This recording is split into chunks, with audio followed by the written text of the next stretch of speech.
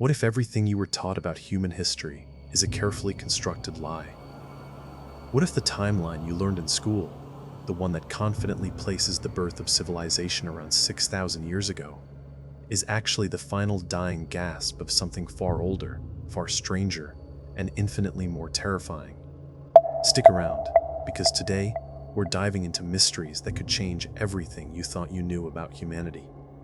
And if you're ready for this journey, hit that like button and subscribe. Buried beneath the scorching sands of southern Iraq, where the air shimmers with heat and time itself seems to have dissolved into dust, archaeologists have unearthed fragments of an impossible truth. These aren't the remains of primitive tribes stumbling toward agriculture, fashioning crude pottery, and slowly discovering the basics of organized life. These are the whispered confessions of a vanished world, a civilization that should not exist according to everything we think we know about human development. The evidence sits behind glass in museums across the world, in London, Berlin, Chicago, and Baghdad, inscribed on clay tablets that are simultaneously mundane and revolutionary.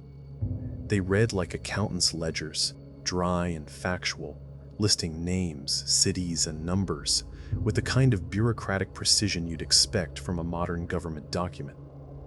There's no poetry here, no flowery language, no mythological embellishment, just facts, numbers, names, cities. But the numbers they record are so staggering, so utterly impossible, that they force us to choose between two equally uncomfortable conclusions. Either our ancestors were delusional mythmakers who confused fantasy with reality, or we have forgotten the most important chapter of our own story. There is no middle ground. There is no comfortable compromise. These tablets speak of kings who ruled not for decades or even centuries, but for tens of thousands of years. They describe a world where 8 immortal rulers governed humanity for a combined 241,200 years before a catastrophic flood swept them all away. They present this information not as legend or poetry, not as the kind of creation myth you'd expect from an ancient culture, but as documented historical fact, recorded with the same precision used to track grain harvests and temple donations. The civilization that created these records called themselves the Sumerians. They emerged in Mesopotamia, in what is now southern Iraq, with startling and inexplicable sophistication. They possessed advanced mathematics, including the basic C system we still use today to measure time and angles. They had astronomical knowledge that accurately tracked planetary movements and predicted eclipses with precision that wouldn't be matched for thousands of years. They developed complex writing systems, sophisticated legal codes, advanced metallurgy, and monumental architecture that still puzzles engineers and architects who study it. Most unsettling of all, they appeared not gradually, not through the slow evolutionary development we expect from early civilizations, but suddenly, as if someone had flipped a switch and illuminated the darkness of prehistory with the full brilliance of civilization already complete and functioning. There are no primitive antecedents, no crude early attempts, no archaeological evidence of trial and error. The Sumerians simply appear in the historical record with their civilization already mature. And they left us a message, pressed into wet clay before it hardened into permanence. A message that has survived conquest, fire, flood, and the collapse of empires. A message that whispers across 5,000 years with increasing urgency. We were not the beginning. We were merely the remnants, the survivors, the inheritors of something far greater that came before us. What you call the dawn of civilization was to us a rebuilding, a restoration of what was lost when the waters came. This is the story of the Sumerian King List.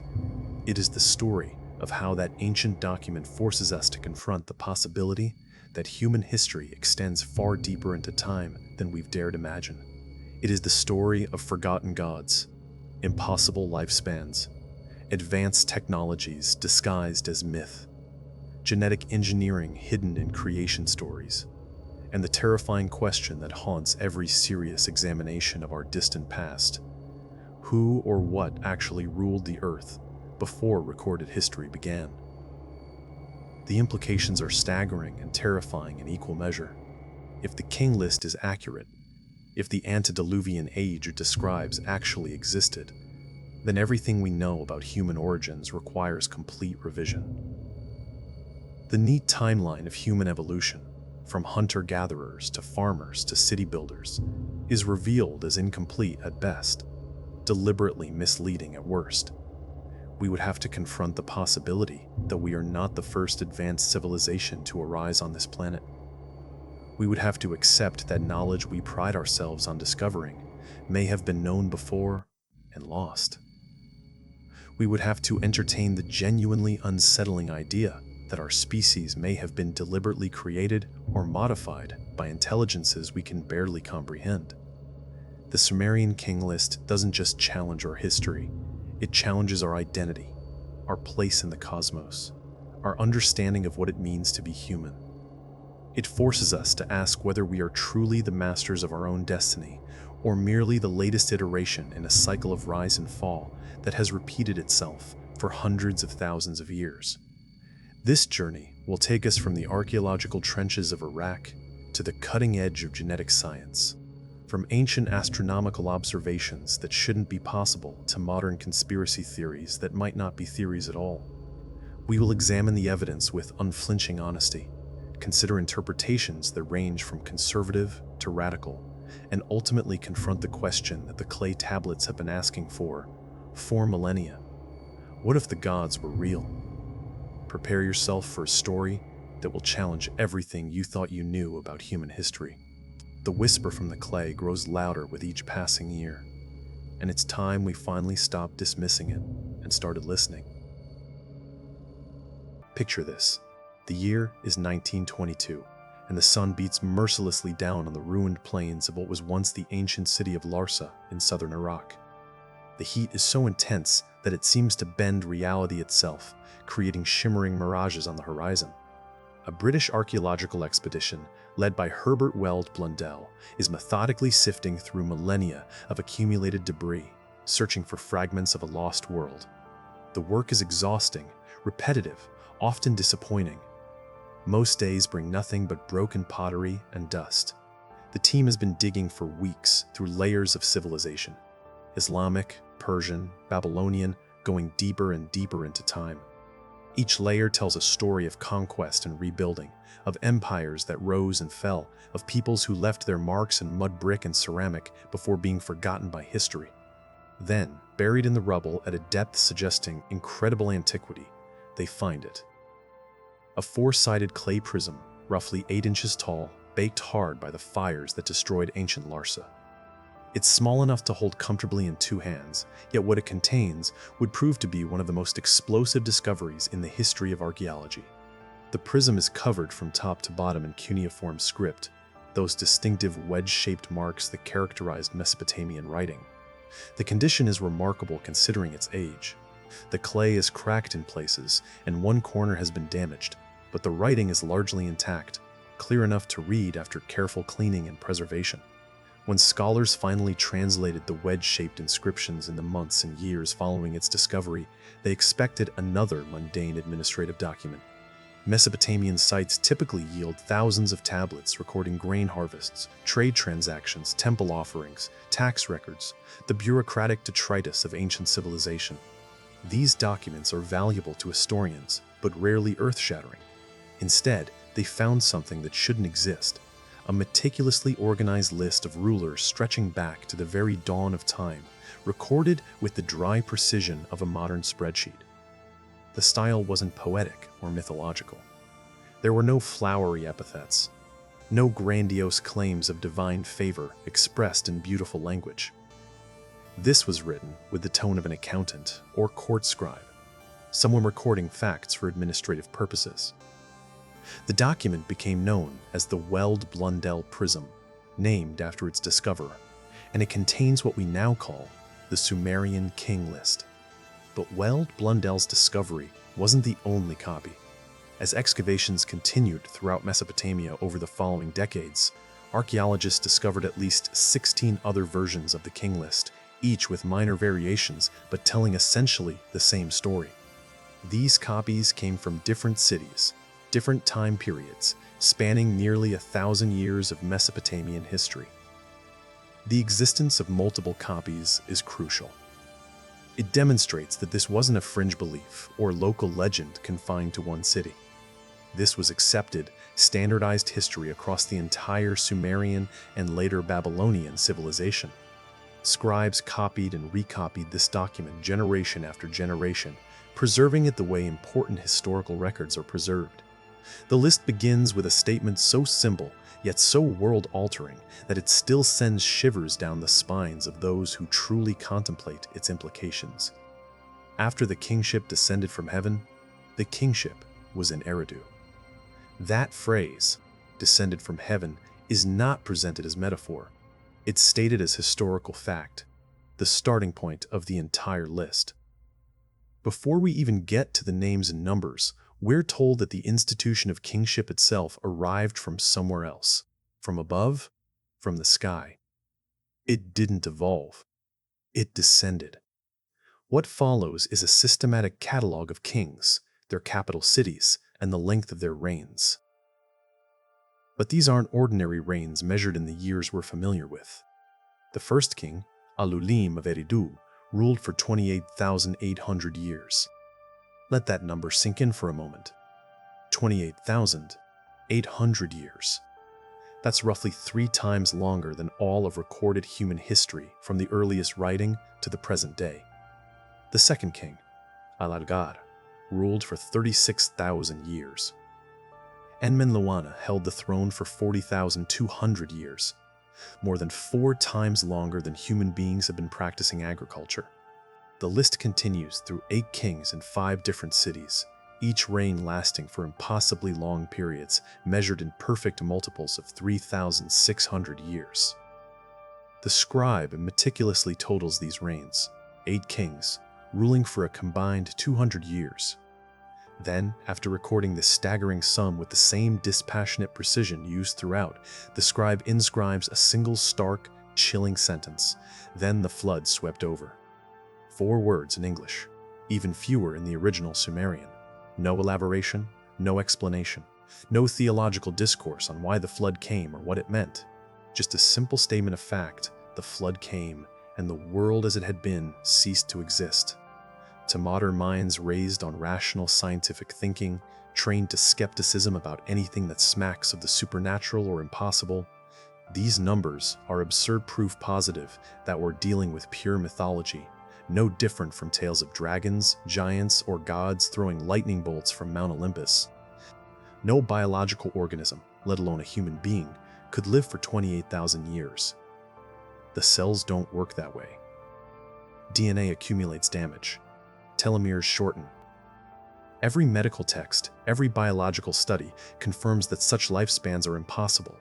The immediate scholarly reaction, both in the 1920s when the prism was first translated and continuing to the present day, was to dismiss the entire antediluvian section as fantasy, as creation myth designed to give divine legitimacy to later historical rulers.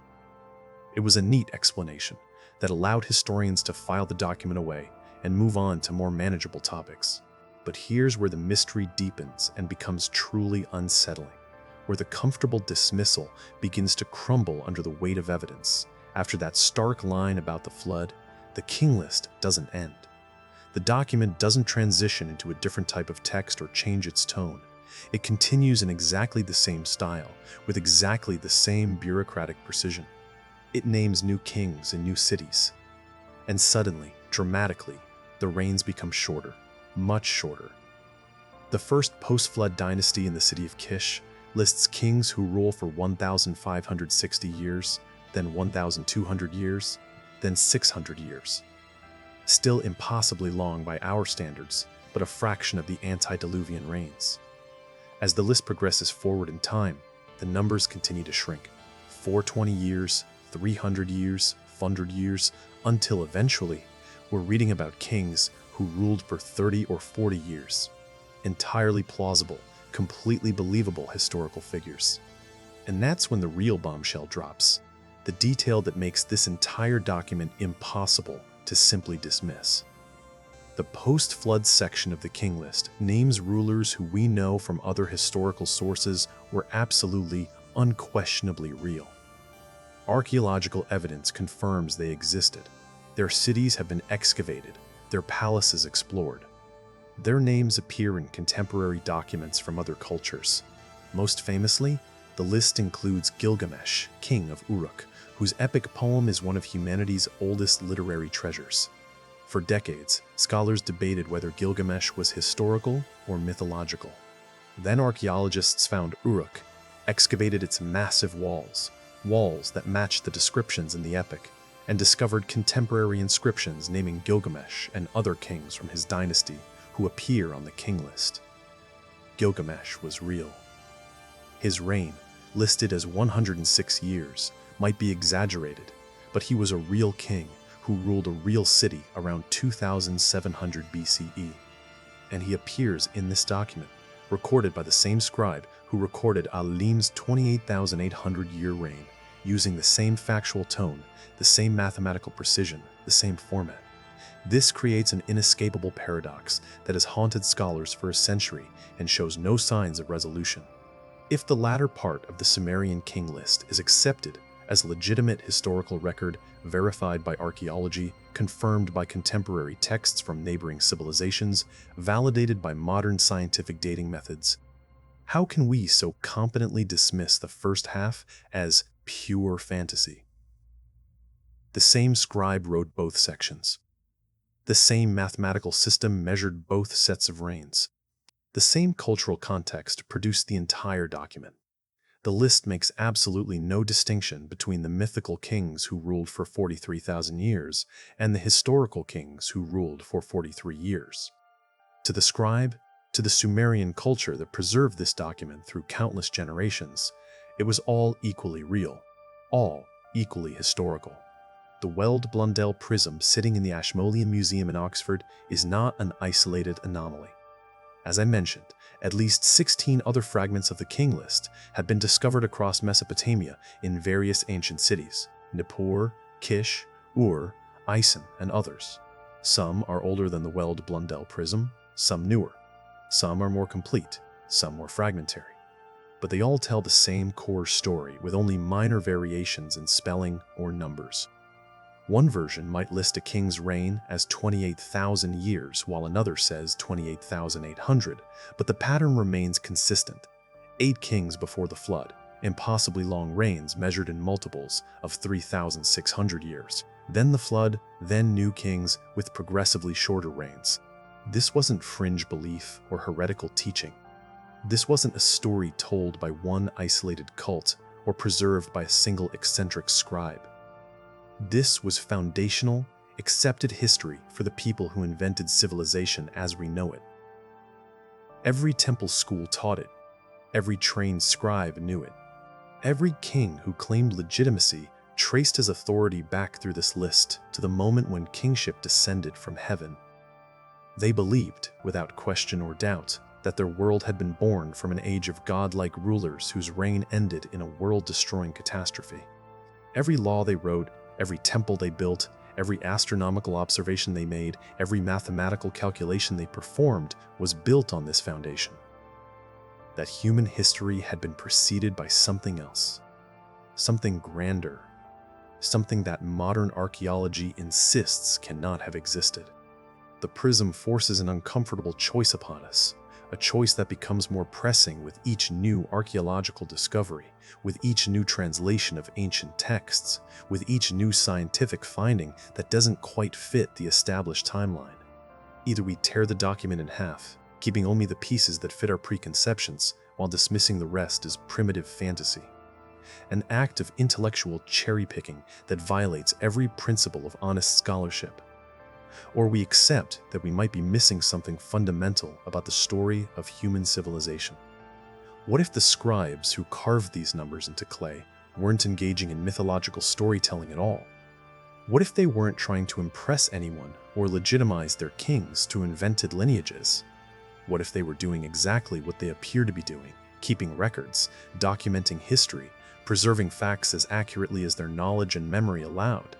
The Weld-Blundell Prism doesn't demand we believe, but it does demand we consider that we take seriously the possibility that history might be stranger, older, and far more complex than the neat timeline we learned. That single phrase, kingship descended from heaven, is far more than poetic language or religious symbolism. It represents a complete inversion of everything modern archaeology and anthropology teach about the origins of human civilization. Understanding this inversion is crucial to grasping just how revolutionary the Sumerian King List truly is. The standard model we've all learned, the one presented in every textbook and taught in every classroom, goes something like this. Small bands of hunter-gatherers wandering the landscape in search of food gradually discovered that certain plants could be cultivated. This discovery of agriculture, occurring independently in several regions around 10,000 BCE, allowed people to settle in one place. These first settlements were tiny, perhaps a few dozen individuals living in simple structures, growing crops and domesticating animals. Over many centuries, these settlements grew into villages. Successful villages attracted more people and expanded into towns. The most successful towns, those blessed with good water sources and fertile land, eventually grew into the first cities. Somewhere along this slow evolutionary path, which took thousands of years, humans invented government. As populations grew and social interactions became more complex, people needed ways to resolve disputes, coordinate large projects like irrigation systems, defend against raiders, and manage the storage and distribution of food surpluses. Leadership emerged organically from these needs. Perhaps the best hunter became a chief. Perhaps the wisest elder became an advisor. Perhaps the strongest warrior became a protector. Eventually, these leadership roles became formalized, hereditary, institutionalized. And thus, according to the standard model, kingship was born. A human invention, a tool created by humans to solve human problems through human innovation. It's a bottom-up model, a story of gradual organic development. Civilization emerged naturally from human needs and human creativity through centuries of trial and error. Everything about this model makes intuitive sense. It fits our understanding of how societies evolve. It requires no supernatural intervention, no mysterious external forces. It's comfortable, rational, scientific. The Sumerian King List throws this entire comfortable model into the fire and presents something radically, fundamentally different, a top-down origin story. It states flatly, without room for ambiguity, that civilization didn't invent kingship through gradual development. Kingship arrived first, fully formed, complete with all its associated institutions, delivered as a package from an external source located above. Civilization didn't create the operating system. The operating system was installed first, and civilization then crystallized around it like ice forming around a seed crystal in supercooled water. The software came before the hardware. The blueprint preceded the building. Think carefully about what this implies, because the implications cascade outward in ways that touch everything we think we know about human history. It suggests that human society didn't gradually develop its own systems of organization through centuries of experimentation, learning from mistakes, slowly figuring out what worked and what didn't. Instead, an operating system was installed. The framework for civilization, the concept of kingship, hierarchical social organization, the relationship between rulers and ruled, perhaps even specific knowledge about law, agriculture, astronomy, and mathematics, was given to humanity from outside. This fundamentally changes the nature and role of the first rulers. They weren't merely the strongest warriors who managed to seize power through force and intimidation. They weren't the cleverest priests who convinced people they spoke for gods and could intercede with supernatural forces. They weren't charismatic leaders who inspired loyalty through force of personality. They were appointees, selected representatives of a higher authority. Their right to rule didn't come from the consent of the governed, didn't flow from military might or religious manipulation. It came from somewhere else, somewhere literally above, from the sky, from heaven, from beings who possessed knowledge and power far beyond anything humans of that era could comprehend.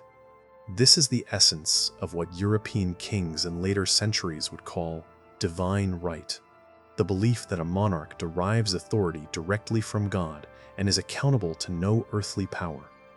We tend to think of divine right as a medieval invention, a convenient justification for tyranny cooked up by clever rulers and their court theologians to keep the peasants in line. But the Sumerians are telling us it was there from the absolute beginning, that the very first king who ever ruled Earth did so not through his own ambition or ability, but because he was chosen by beings from the sky. The divine right of kings wasn't an invention. It was a memory. The implications cascade outward like ripples from a stone dropped in still water, touching everything. If kingship descended rather than evolved, what else might have been given rather than gradually discovered? The Sumerians possessed sophisticated mathematics, including the base 60 sexagesimal system we still use today to measure time and angles. Where did this complex, non-intuitive mathematical system come from? Base 10 makes sense because humans have 10 fingers. Base 60 is mathematically elegant but conceptually difficult.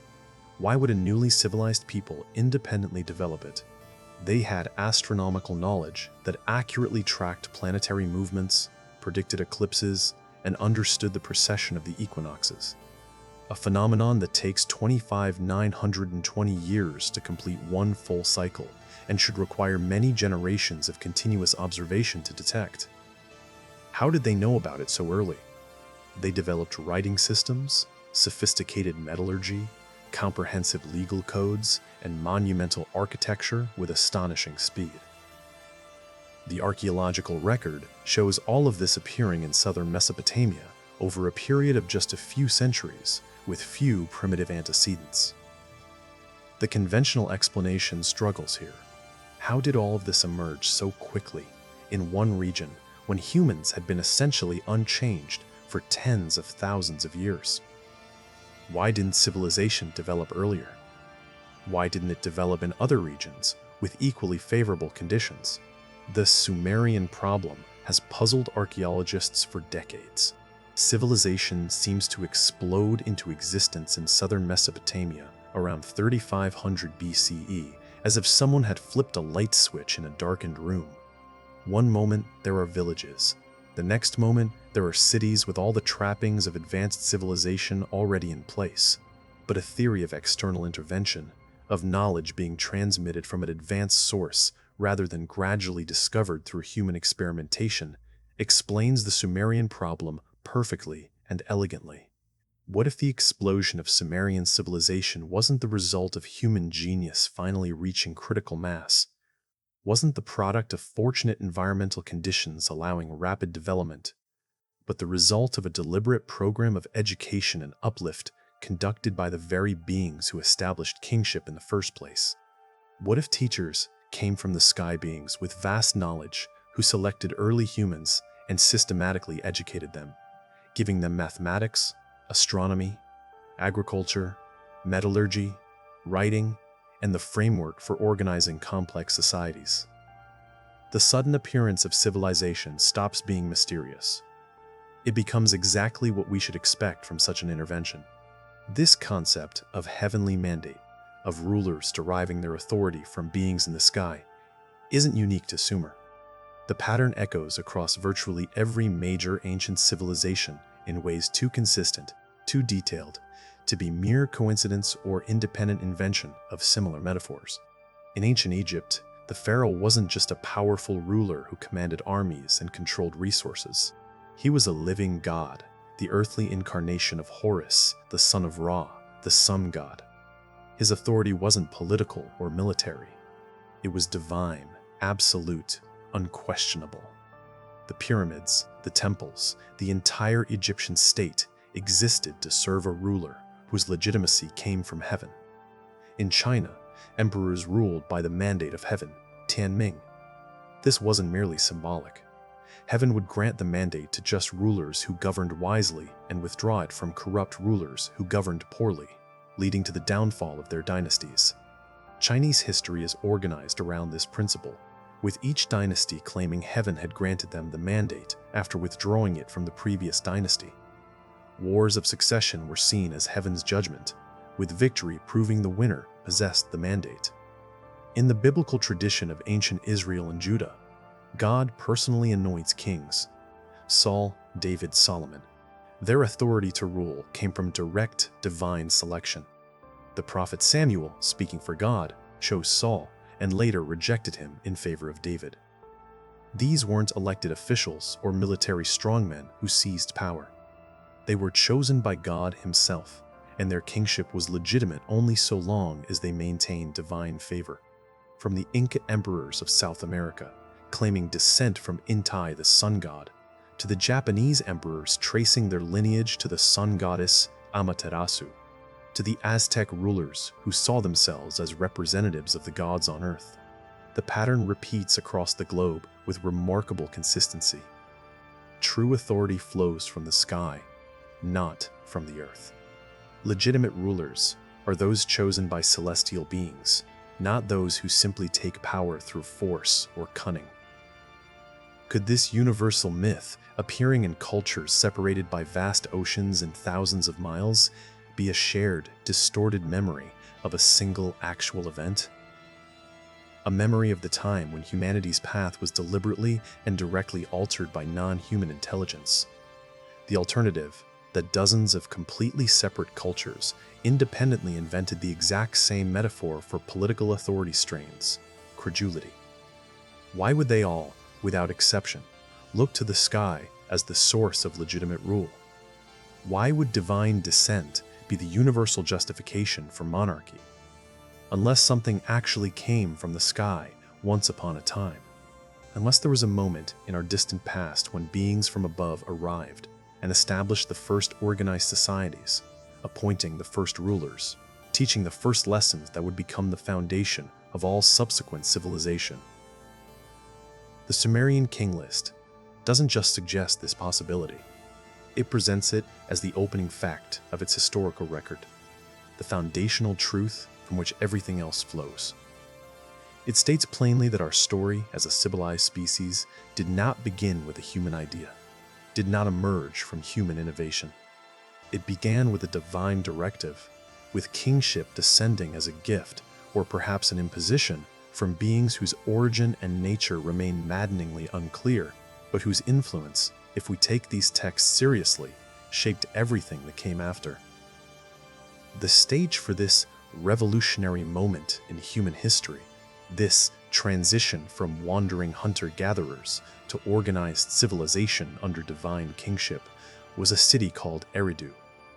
For the Sumerians, Eridu wasn't merely one city among many, not just another settlement along the banks of the Euphrates. It was the city, the primordial settlement, the first organized human habitation that ever existed on Earth. Every Sumerian text that mentions Eridu treats it with special reverence. It was the sacred city, the pure city, the place where everything began.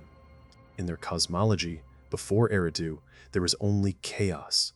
Humans scattered across the landscape without organization, without law, without the arts of civilization. After Eridu, there was order. Archaeological evidence confirms Eridu's incredible antiquity in ways that make its mythological status even more intriguing.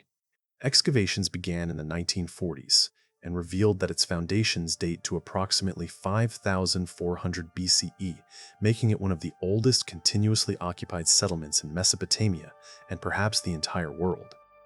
But what archaeologists found there doesn't fit the expected pattern of gradual, organic development. The city seems to appear with surprising sophistication.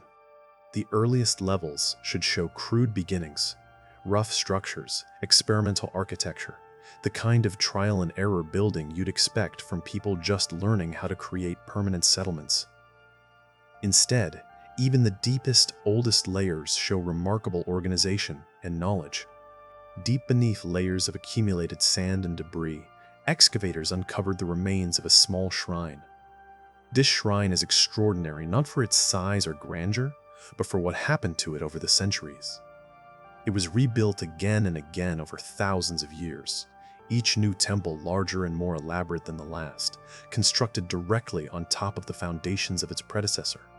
17 separate construction phases have been identified, 17 times that the people of Eridu tore down their temple and built a new one in exactly the same spot. Each new version was more sophisticated, better bricks, more refined architecture, more elaborate decoration, but all maintained precise alignment with the original structure, as if the exact location mattered in ways we can barely comprehend. It's as if the inhabitants were obsessed with maintaining a connection to that specific geographical point, as if the spot itself had some special significance that transcended any individual building. Something about that location was sacred, special, perhaps functional in ways our modern understanding can't grasp. Was it built over a natural energy point?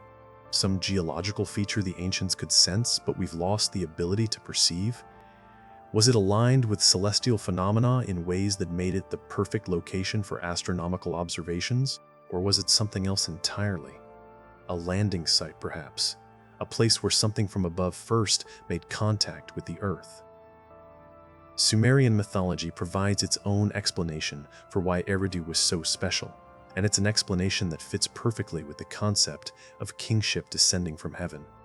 Eridu was the earthly home of Enki, one of the most important gods in the Sumerian pantheon, the god of wisdom, knowledge, magic, and creation. Enki was depicted not as a distant, judgmental deity or a fierce warrior god demanding blood sacrifices, but as a friend to humanity, the great scientist and engineer among the gods. While other gods saw humans as servants or toys, Enki valued them, protected them, taught them. Ancient texts describe him as emerging from the Abzu, the sweet waters beneath the earth, bringing gifts of civilization to primitive humans who had been living in ignorance. If kingship, with all its associated knowledge, laws, sciences, and social structures, was indeed a gift from the heavens as the King List states, Enki's city would be the logical delivery point. This was ground zero, the place where something from beyond made first contact with human potential and began the great experiment of civilization. The temple complex excavated at Eridu contained unusual artifacts that deepen the mystery and lend surprising credibility to the mythological accounts.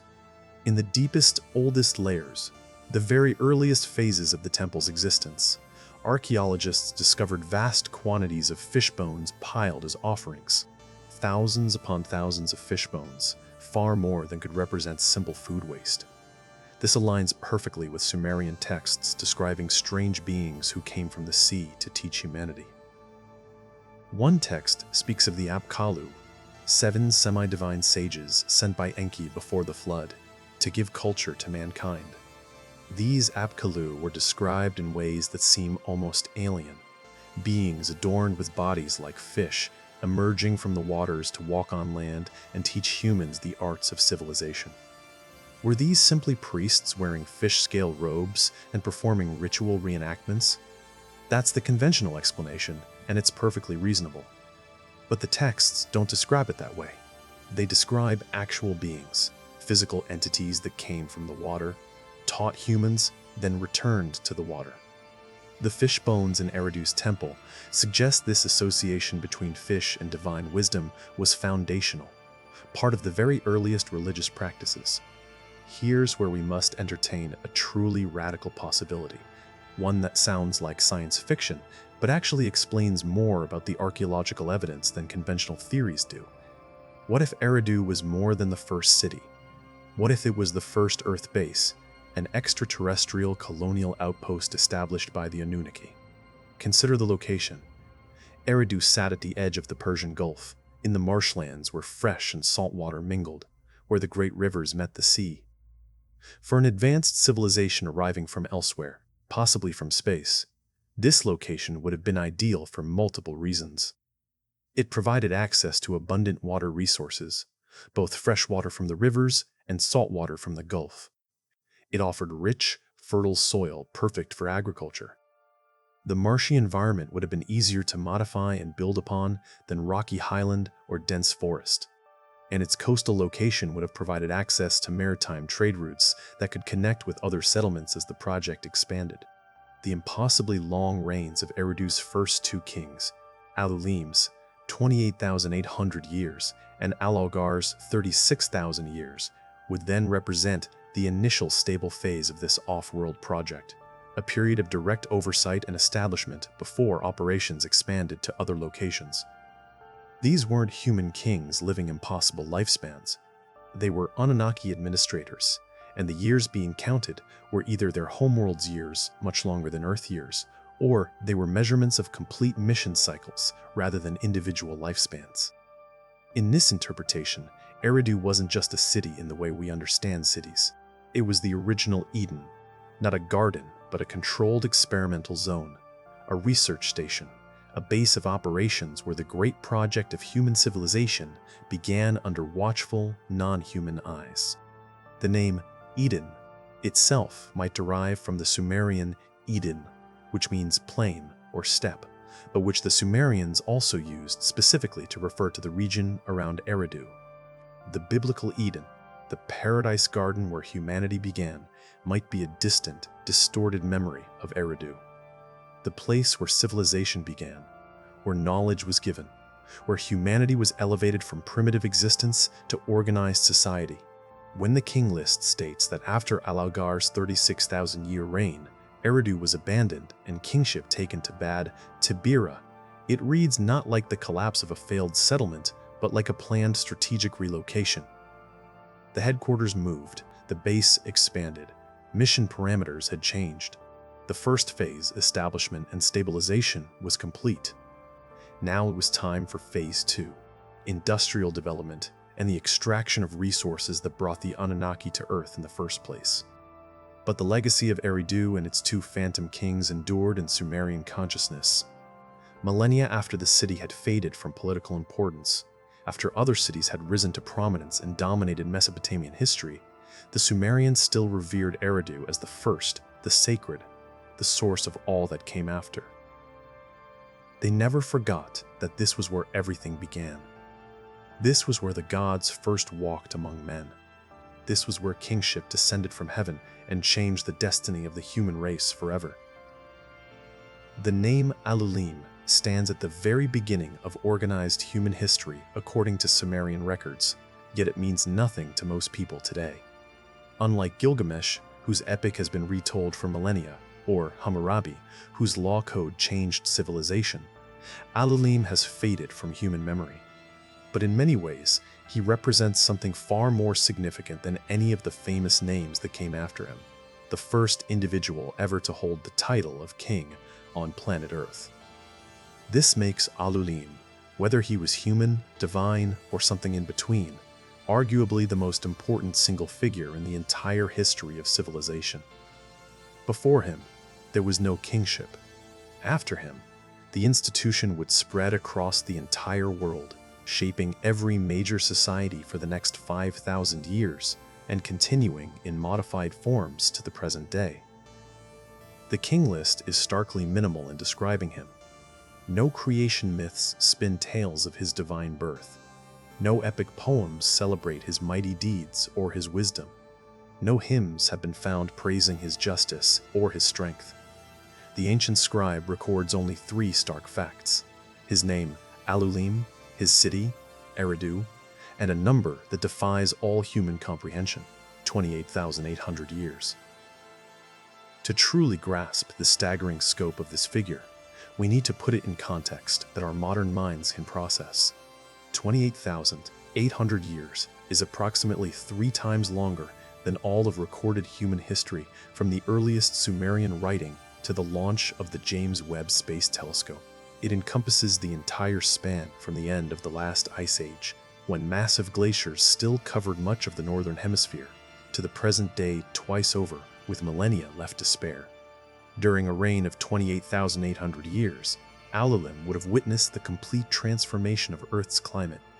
He would have seen the great ice sheets retreat, sea levels rise by hundreds of feet, coastlines shift dramatically, and entire ecosystems transform. He would have watched the megafauna mammoths, saber-toothed cats, giant sloths slowly go extinct. He would have observed the rise and fall of countless cultures that left no written record. For modern minds trained in biology, medicine, and evolutionary science, this number is the ultimate proof of fantasy. Human cells don't work this way. Our biology has hard limits. Telomeres, the protective caps on the ends of chromosomes, shorten with each cell division, eventually leading to cellular death. DNA accumulates random mutations and damage over time. Proteins misfold. Organs deteriorate. The human body, even in perfect health with perfect nutrition and zero disease, wasn't designed for extended operation beyond roughly 120 years maximum. Every medical text, every biological study, every piece of empirical evidence we possess confirms that such lifespans are categorically impossible for human beings as we understand them. This must be myth, fantasy, exaggeration designed to make Alulim seem godlike and legitimate, his descendants' claims to power. But to the Sumerians who preserved this record for thousands of years, who meticulously copied it from decaying tablets to fresh clay generation after generation, this number wasn't fantasy. It was proof of legitimacy. As we've established, 28,800 is precisely 8 SARS 8 cycles of the sacred 3,600-year period that formed the basis of Sumerian temporal measurement. It's a perfect, cosmically significant number, demonstrating that Alulim's reign was in complete harmony with celestial order, that he ruled in synchronization with the movements of the heavens themselves. The number wasn't chosen to impress or inflate. It was chosen because it was accurate according to their system of measurement and their understanding of time. To dismiss it as meaningless exaggeration is to fundamentally misunderstand how the Sumerians thought about time, history, and the relationship between earthly events and cosmic cycles. Now imagine trying to comprehend such a reign from the perspective of the people who lived under it. This isn't like trying to imagine a particularly long human lifespan, a centenarian who lives to 110 or even 120 years. This is something categorically different, something that transcends human experience so completely that it requires a fundamental shift in how we think about time and existence. Alulim wouldn't have been perceived as a man in any sense we understand the term.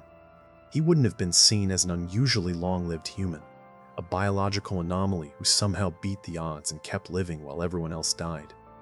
He would have been perceived as a permanent feature of reality itself, as unchanging and eternal as the sun rising each morning, as constant and reliable as the river flowing past the city walls.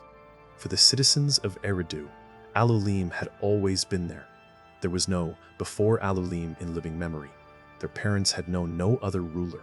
Neither had their grandparents nor their great-grandparents, stretching back through hundreds of generations. The oldest stories anyone could tell, the most ancient oral traditions passed down from elder to child, all took place during Alulim's reign. In fact, Alulim would have been present for the birth of the oldest elder any living person had ever heard of. He was there before the ancient stories themselves began, before the first ancestors whose names were still remembered had drawn their first breath. He wasn't just king. He was the only king anyone had ever known or could conceive of. This absolute stability, this permanence that exceeded even geological time and human perception, would have cemented the concept that kingship was divine, unshakable, eternal by nature. How could anyone question a system whose leader had presided over civilization since time immemorial? How could anyone imagine an alternative when the current system had literally always existed? His very existence was the ultimate proof that the authority he wielded was not of earthly origin. Humans died. Everyone knew this. Parents died, children died, warriors died, priests died. Death was the one universal constant of human existence. But the king did not die. Generation after generation after generation, he remained unchanging, unkillable, apparently immortal. This would have created a psychological impact we can barely imagine. It would have established kingship not as a political institution that could be challenged or reformed, but as a fundamental law of reality, like gravity or the cycle of day and night. You didn't question kingship any more than you questioned whether the sun would rise tomorrow. From the Anunnaki hypothesis perspective, if Alulim was not a human king, but an extraterrestrial governor or a genetically engineered human, Anunnaki hybrid designed for an extended lifespan, the 28,800-year reign shifts from being a mythological impossibility to a simple statement of fact reported from a non-human perspective. Perhaps the Anunnaki experienced time differently. Perhaps their biology allowed for lifespans measured in tens of thousands of years. Perhaps they had mastered technologies that halted or reversed aging. Perhaps they were artificial intelligences transferred between biological bodies as needed. Perhaps the 28,800 years represents not a single individual's lifespan, but the duration of a particular administrative posting, with the name Alulim being a title or position rather than a personal name. Any of these explanations, while speculative and unproven, actually makes more logical sense than assuming the Sumerians were simply lying or engaging in mythological inflation. Why be so mathematically precise if you're making things up? Why use exact multiples of 3,600 instead of round numbers or poetic phrases like countless years or time beyond measure? The precision suggests measurement, not invention. The consistency across multiple copies of the King List suggests preservation of historical data, not creative storytelling, in years. And the seamless transition from impossible reigns to plausible reigns suggests a single continuous timeline, not a boundary between myth and history. Alulim remains one of history's greatest enigmas. We have his name, his city, and his impossibly long reign. We have nothing else. No statues, no personal inscriptions, no detailed accounts of his deeds or personality.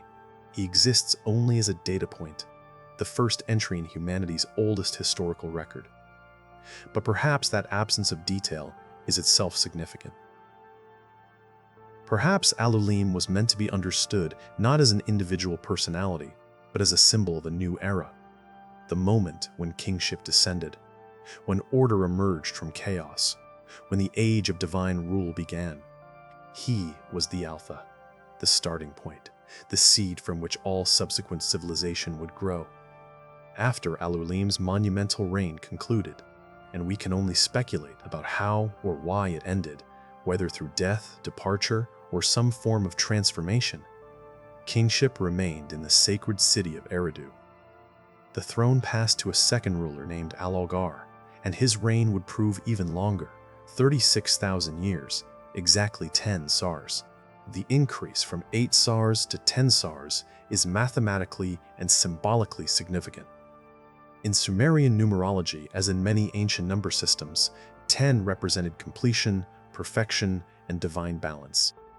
It was the number of fingers on 2 hands, the foundation of counting, the symbol of wholeness. That Alalgar's reign was precisely 10 SARS suggests not random inflation, but deliberate significance. His reign represented not just continuation of what Alulim established, but its perfection, its full realization. If Alulim was the founder who established the new order, Alalgar was the consolidator who perfected it, who took the initial framework and developed it into a stable, functioning system that would endure. Like his predecessor, Alalgar is a ghost in the historical record. No personal stories survive, no accounts of his specific accomplishments or character, only his name and his impossible number. Yet this pattern itself tells a story that we might be missing in our search for dramatic narratives and heroic deeds. Alalgar wasn't remembered for dramatic change, conquest, or innovation. He wasn't celebrated as a warrior king who expanded territory or a wise lawgiver who established new codes. He was remembered for something more fundamental: maintenance, stability, continuation. He kept the system running smoothly for 36,000 years. In our modern world obsessed with change, innovation, and disruption, we tend to undervalue stability. We celebrate revolutionaries and reformers while taking for granted those who maintain existing systems. But for ancient peoples living much closer to the edge of survival, stability was everything. Knowing that the harvest would come, that the floods would be manageable, that social order would persist, this was the foundation of civilization. Alalgar provided that stability for an incomprehensible span of time. He was the anchor, the constant, the steady hand that allowed Eridu to develop from a small settlement into whatever it ultimately became during these tens of thousands of years. Together, these first two kings ruled from Eridu for a combined 64,800 years. 18 complete SARS. To put this in perspective that makes the number more real, the last great ice age ended approximately 11,700 years ago. According to the King List, Eridu was a stable, continuously governed political entity for a period longer than the entire span of human history, since the ice retreated and our modern climate era began. This forces us to radically reconsider what Eridu actually was. Conventional archaeology wants to see it as a small Neolithic settlement that gradually grew into a more complex village and eventually into an early city-state. But the King List is describing something entirely different, a political institution that maintained continuity across geological timescales, through dramatic climate changes, through the entire transition from Ice Age to modern climate. Was this really just a collection of mud brick huts and reed structures as conventional archaeology suggests? Or was it something far more sophisticated, a hub of knowledge and organization that maintains stability and continuity across epochal spans of time that we can barely conceive? If we entertain the extraterrestrial hypothesis for even a moment, Alalgar's longer reign might indicate successful consolidation of the colonization project. The initial establishment phase under Alulim proved successful. Under Alalgar, the infrastructure matured. The human population grew under controlled conditions. Agricultural and technological knowledge was successfully transferred, and the foundations were laid for expansion beyond the original site. His reign of exactly 10 SARS, that perfect number, might mark the completion of the first phase of a long-term project. With the base stable, with humans successfully integrated into the system, with knowledge successfully transmitted, it was time to move to Phase 2, expansion and resource extraction. When Kingship relocated from Eridu to Bad-Tibira, it marked a profound shift in mission and purpose that the very name of the new capital makes explicit. Bad-Tibira translates as Fortress of the Metalworkers or Wall of the Coppersmiths, immediately signaling that this was no longer primarily a religious or administrative center like Eridu had been. This was an industrial hub, a production facility, a city built around manufacture and resource extraction. The age of spiritual foundation and social organization was giving way to an age of material transformation and technological development. The first king to rule from this new capital was Enmenluanna, and his reign lasted 40,200 years, exactly 12 SARS. In Sumerian cosmology, as in many ancient traditions spanning from Mesopotamia to India to Mesoamerica, the number 12 represents ultimate completion and cosmic perfection. 12 months in a year, 12 houses of the zodiac, 12 being the product of the sacred numbers. 3, divinity, heaven, and 4, earth, material reality. Enmenluanna's 12 SARS represented the marriage of heaven and earth, the perfect unification of spiritual and material, the complete manifestation of divine will in physical form. His was not a reign of mere maintenance like Alalgar's, nor of foundation building like Alulim's. His was a reign of transformation, of taking raw materials and through knowledge and effort, changing them into something new. The power centered in Bad-Tibira was tangible in ways that Eridu's power had not been. It glowed in the hearts of furnaces, rang with the rhythmic pounding of hammers on anvils, manifested in gleaming metals pulled from dull, lifeless stone through secret knowledge and intense heat. This was power you could see, touch, feel.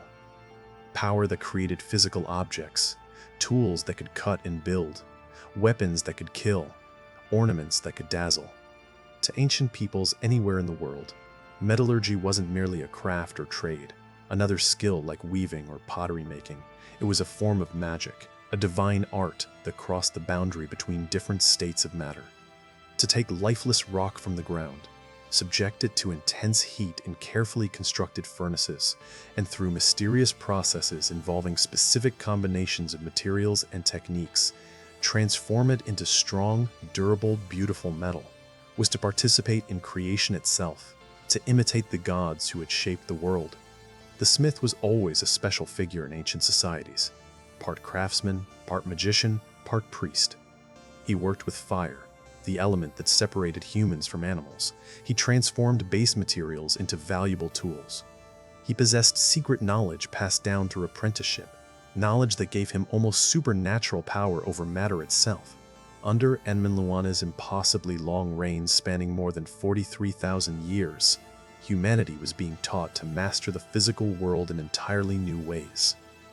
This wasn't just about making bronze tools or copper ornaments, though those were certainly part of it. This was about fundamentally changing humanity's relationship with matter, with the earth itself, with physical reality. This aligns with genuinely chilling precision to theories proposed by researchers like Zecharia Sitchin, who argued that the Anunnaki came to Earth specifically to mine its precious metals, particularly gold, which they needed for purposes related to their own planet's atmospheric problems.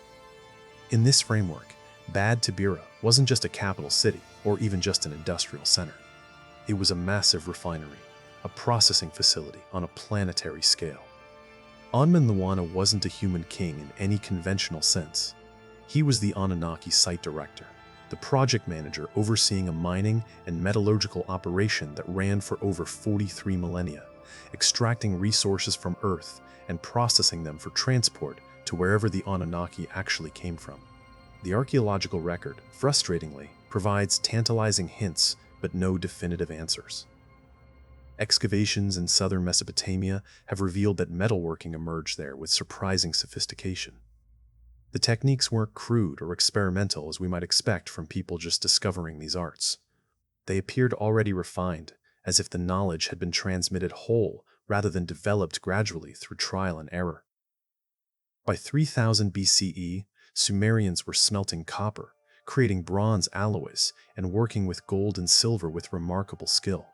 But in the ruins of Tel Asmar, Kish, and other sites, archaeologists have found traces of hardened bronze and advanced metallurgical techniques that predate the expected timelines, suggesting earlier, more advanced understanding than the standard chronology allows for. Some of these artifacts show evidence of techniques that shouldn't have been known. Controlled atmospheres and furnaces, precise temperature regulation, specific alloy ratios that require significant metallurgical knowledge to achieve. It's as if someone had handed them a technical manual and they were following instructions rather than experimenting their way to discovery. After Enmenluanna's great cycle of 12 SARS was complete, after 43 millennia of industrial development and transformation, kingship remained in the city of the Forge but passed to a ruler named Enmengalanna. His reign is listed as 28,800 years. 8 SARS, the exact same duration as Alulim, the very first king. This repetition is absolutely deliberate and deeply significant. It signals that after an age of intense industrial expansion and material focus, it was time for a new beginning, a return to foundational principles, a period of consolidation and balance. The cosmos operates in cycles, and cycles must return to their starting points before beginning anew. While Enmenluanna had mastered matter, transforming rocks into metals and teaching humanity to work with physical substances, Enmengalanna's role was to master something less tangible but equally important: social order, cosmic law, the invisible structures that hold civilization together. His legacy is tied to one of the most fascinating and mysterious concepts in all of Sumerian thought: the sacred Emi, pronounced Me. The Me were divine decrees or universal laws, often described in texts as physical objects, perhaps tablets, perhaps crystals, perhaps something else entirely, that contained the complete blueprints for every single aspect of a high civilization. There wasn't just one Emi. There were dozens, perhaps hundreds, each governing a different aspect of existence. There were Emi for kingship, the right to rule and the responsibilities of leadership; for priesthood, religious authority and knowledge; for justice, laws and their enforcement; for writing. the power to record and preserve; for music, the patterns of harmony and rhythm; for weaving, the creation of textiles; for mathematics, numerical knowledge and calculation. But the ME went far beyond practical arts and social institutions. There were also ME for abstract concepts, truth and falsehood, peace and conflict, love and hate, creation and destruction. These weren't just philosophical ideas, but actual forces or patterns that could be possessed, transferred, or lost. In Sumerian understanding, these fundamental principles had objective existence. They were real things that could be held, protected, or stolen. The most famous myth involving the ME tells the story of the goddess Inanna traveling to Eridu to visit the god Enki. Enki, after drinking too much beer, yes, the gods drank beer in Sumerian mythology, decides to give Inanna the me as gifts. But after sobering up and realizing what he's done, he tries to get them back, leading to a cosmic chase and conflict. What makes this story fascinating from a historical perspective is that it treats the me not as abstract philosophical concepts, but as actual physical objects that could be transported, stolen, and fought over. The me were technology in a sense, the technology of civilization itself, the operating codes that made complex society function. Enmengalanna's reign suggests a period where these foundational principles were systematically disseminated and encoded into the fabric of expanding society from the industrial capital of Bad-Tibira. He was the guardian of the cosmic laws, the administrator of divine order, ensuring that the new industrial and technological capabilities humans were developing were balanced by proper social organization, ethical frameworks, and spiritual understanding. You can't just give people powerful tools without also giving them the wisdom to use those tools responsibly. Raw power without structure leads to chaos. Technology without ethics leads to destruction. Enmengalanna's role was to ensure that humanity received not just the physical tools of civilization, but also the social and spiritual frameworks to use them properly. From an Anunnaki perspective, the ME could be seen as literal databases or instruction sets, a complete operating system for building and maintaining functional, stable, productive societies. They would be the social technology needed to manage growing human populations, to prevent chaos and rebellion, to maintain order across expanding territories. Enmengalanna would have been the administrator responsible for implementing this system, for teaching humans not just how to mine and forge, but how to organize themselves, how to resolve disputes, how to structure their societies according to patterns that served the larger Anunnaki project while keeping humans stable, productive, and manageable. His reign of 8 SARS, mirroring Alulim's foundational reign, suggests this was another beginning, the establishment of social technology to match the physical technology developed under Enmenluanna. Together, these two sequential rulers of Bad-Tibira represent the complete package: material civilization and social civilization, hardware and software, tools and laws. The final king to rule from Bad-Tibira was Dumuzid, and with him we encounter something entirely different from the silent, shadowy administrative figures who preceded him. Dumuzid's reign is listed as 36,000 years, 10 perfect SARS. But unlike the names before him, Dumuzid doesn't remain confined to the King List. He explodes from the clay tablets into passionate mythology, into love stories and tragedies, into poetry of heartbreaking beauty.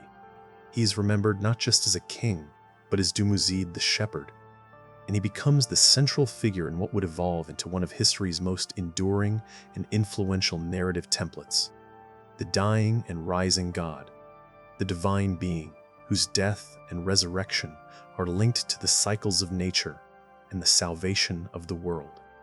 The story, preserved in multiple Sumerian poems and hymns, is a cosmic tragedy that still has the power to move us thousands of years later. Dumuzid was the beloved of the goddess Inanna, the powerful queen of heaven and earth. Their love was passionate, celebrated in some of the world's earliest erotic poetry, but it was destined for tragedy. When Inanna descended to the underworld to visit her sister at Eshkigal, the the queen of the dead. She was stripped of her power and killed. Her body was hung on a hook like a piece of meat, and for 3 days and 3 nights, the world above suffered her absence. Finally, through clever intervention, Inanna was resurrected and allowed to return to the overworld. But the laws of the underworld demanded balance. If Inanna returned to the living world, someone else had to take her place in the realm of death.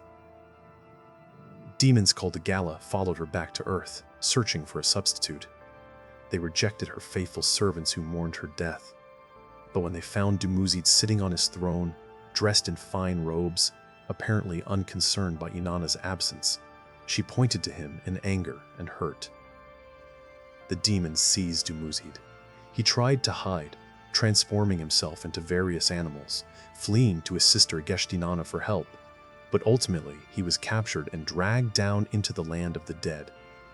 His death plunged the world into sorrow. The earth became barren. Animals ceased to mate, plants stopped growing. Life itself began to wither without the shepherd king. Inanna, consumed by grief and guilt, realized the horror of what she'd done. She eventually arranged a compromise. Dumuzid would spend half of each year in the underworld, and his sister Geshtinana would take his place for the other half.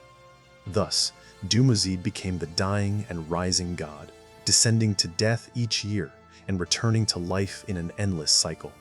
His annual death brought the dry, barren summer, when vegetation withered under the scorching Mesopotamian sun.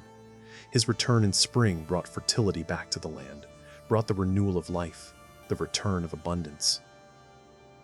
The entire natural cycle of death and rebirth was embodied in this tragic divine king. This narrative became the archetype, the original template that would echo through thousands of years of religious development. Dumuzid is the direct ancestor of Tammuz in later Babylonian mythology. The names are actually the same, just different linguistic forms. He's the prototype for Osiris in Egypt, the god who dies, is resurrected, and rules the underworld.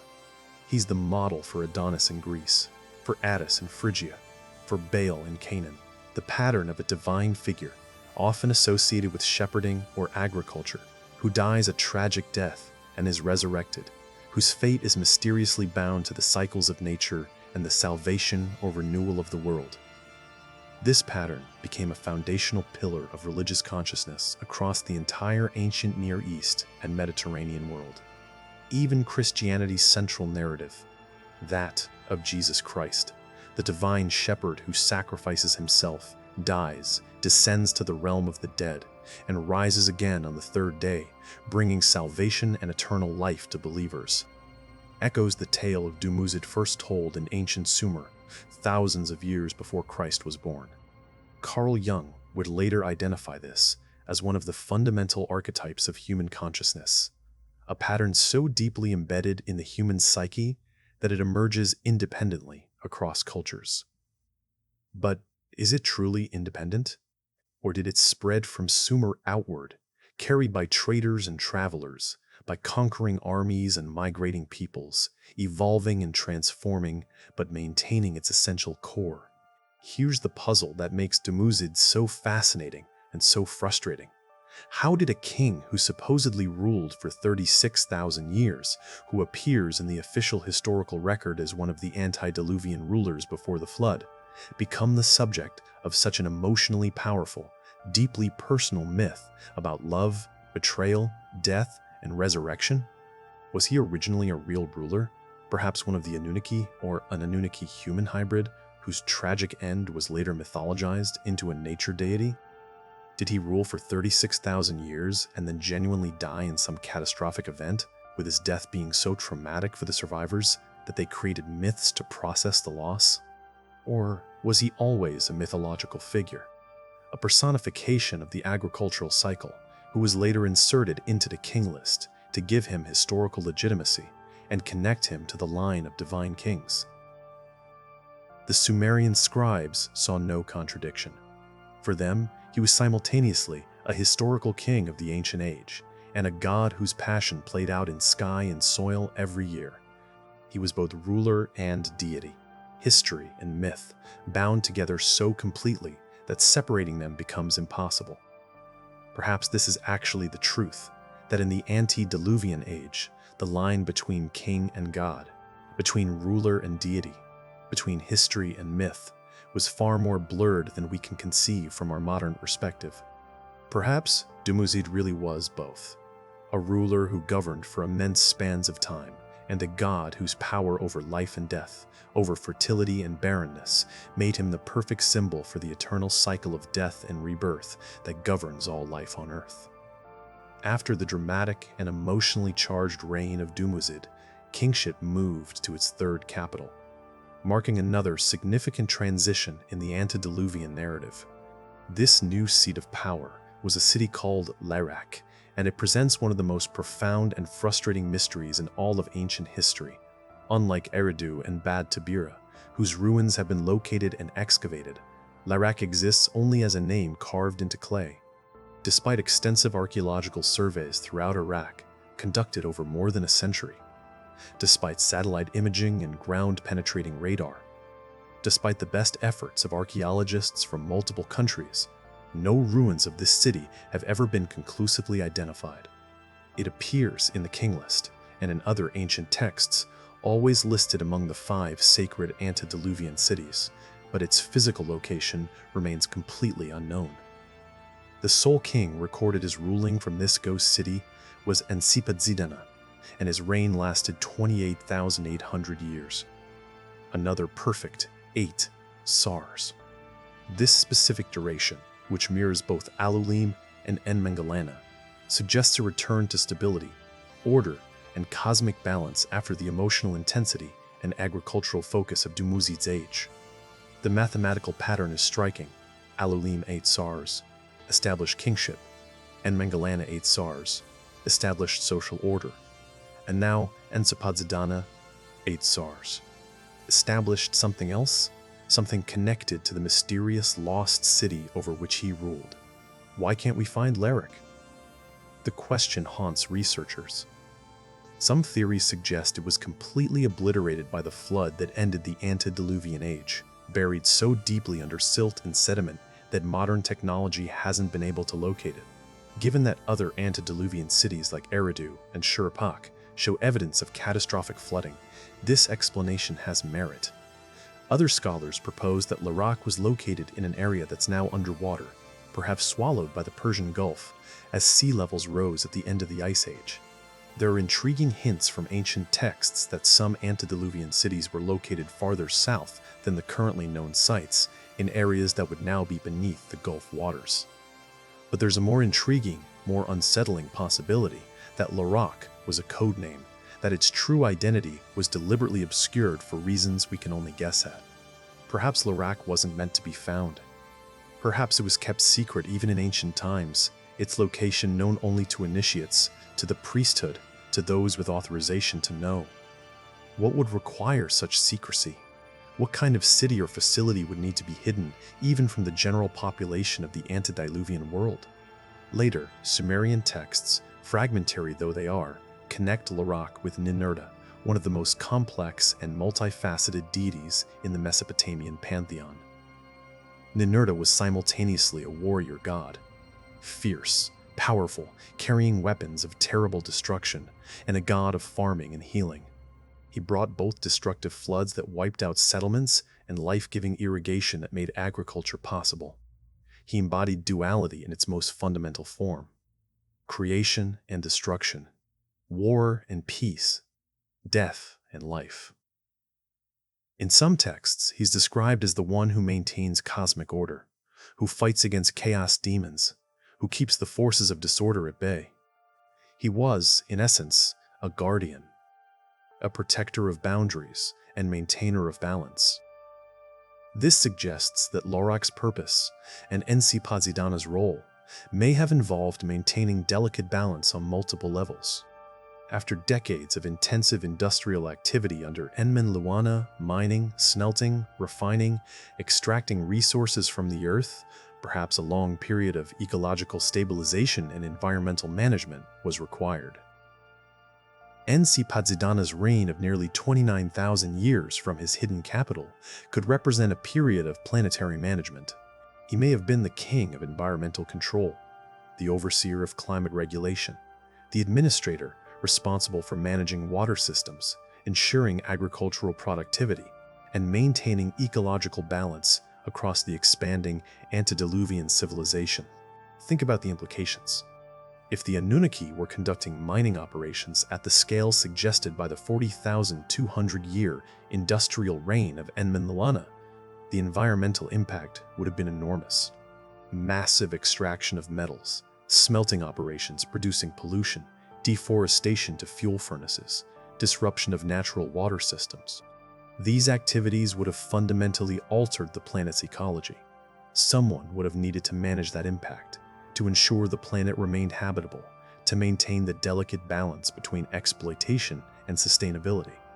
That someone may have been Ensipadzidana, working from a hidden facility, perhaps underground, perhaps in a remote location, perhaps using technologies we can barely imagine, for nearly 30 millennia to keep Earth's systems functioning despite the stress being placed on them. His obscurity in the mythological record, the fact that unlike Dumuzid, he didn't become a major deity in later traditions, and the hidden nature of his city all point to a behind-the-scenes role. He wasn't meant to be famous or celebrated. He was meant to be effective, to quietly do the essential work that allowed everything else to function. The secrecy surrounding Larak might have been functional rather than mystical. If it was a command center for environmental management, a facility housing sensitive technology or dangerous materials, a place where critical planetary systems were monitored and controlled, then keeping its location secret would have been a security measure. You don't advertise the location of your control centers. You don't put your critical infrastructure in public view where it could be disrupted by human curiosity or interference. You keep it hidden, protected, known only to those who need to know. When Ensipadzidana's reign ended after 28,800 years, when kingship moved from hidden Larak to the solar city of Sippar, perhaps it indicated that the period of intensive environmental management had succeeded. The planet was stabilized. Systems were back in balance. The hidden work was complete, and attention could turn to other matters. The fact that we cannot find Larak might be exactly as the antediluvian rulers intended. Some things, they may have decided, should remain lost, their locations forgotten, their purposes obscured.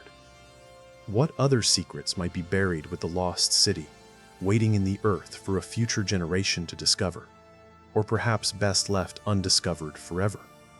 After the hidden reign of Ensipadzidana in lost Larak, kingship moved to its fourth antediluvian capital, a city that was very much not hidden.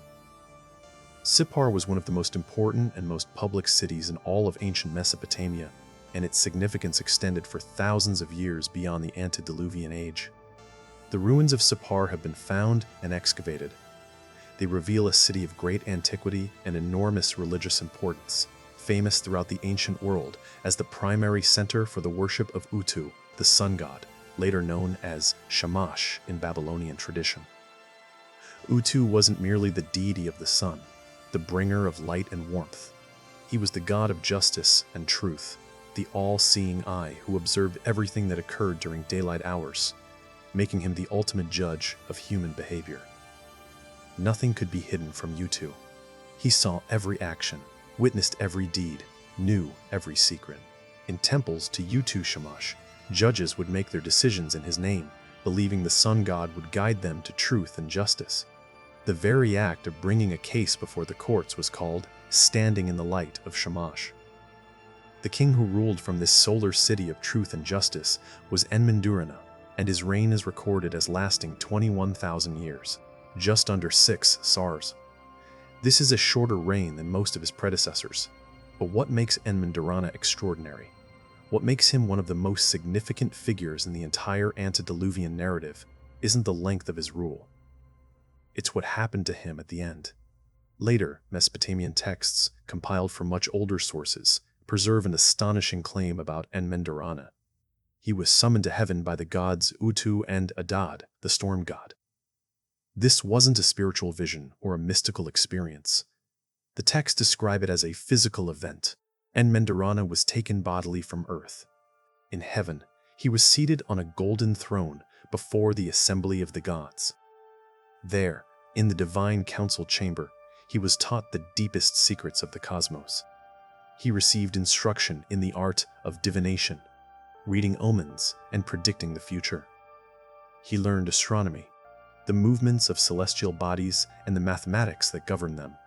He was taught to read the patterns of oil on water, to interpret the organs of sacrificed animals, to understand the messages hidden in the flight of birds and the patterns of stars. He was, in essence, initiated into the divine mysteries, given forbidden knowledge that mortals were never meant to possess, taught sciences and arts that could give him godlike power over fate and fortune. Then, after this period of celestial education, he was sent back to Earth, not to die, but to teach. His mission was to establish the priestly class, to found the tradition of priest astronomers who would preserve and transmit this sacred knowledge down through the generations. He became the first priest, the archetypal bridge between heaven and earth, between divine knowledge and human understanding. And here's what makes this story even more remarkable. Enmendurana's tale is a direct, unmistakable parallel to a much more famous biblical figure, Enoch. In the book of Genesis, we're told that Enoch walked faithfully with God. Then he was no more, because God took him away. Like Enmendurana, Enoch did not die a normal death. He was taken to heaven while still alive. The Book of Enoch, a Jewish apocalyptic text that didn't make it into the canonical Bible but was highly influential in early Judaism and Christianity, provides much more detail about what happened to Enoch in heaven. Like Enmendurana, he was taught the secrets of creation, shown the movements of celestial bodies, instructed in the calendar of sacred times, and given knowledge of both past and future. He was shown the books of destiny, where the fate of every soul is recorded. The parallels are too specific, too detailed to be coincidental. Either the Hebrew scribes who compiled Genesis and the Book of Enoch were drawing on much older Mesopotamian traditions about Enmendurana, or both stories preserve memory of the same actual event, a time when someone was indeed taken from Earth, educated in advanced knowledge, and returned to teach humanity.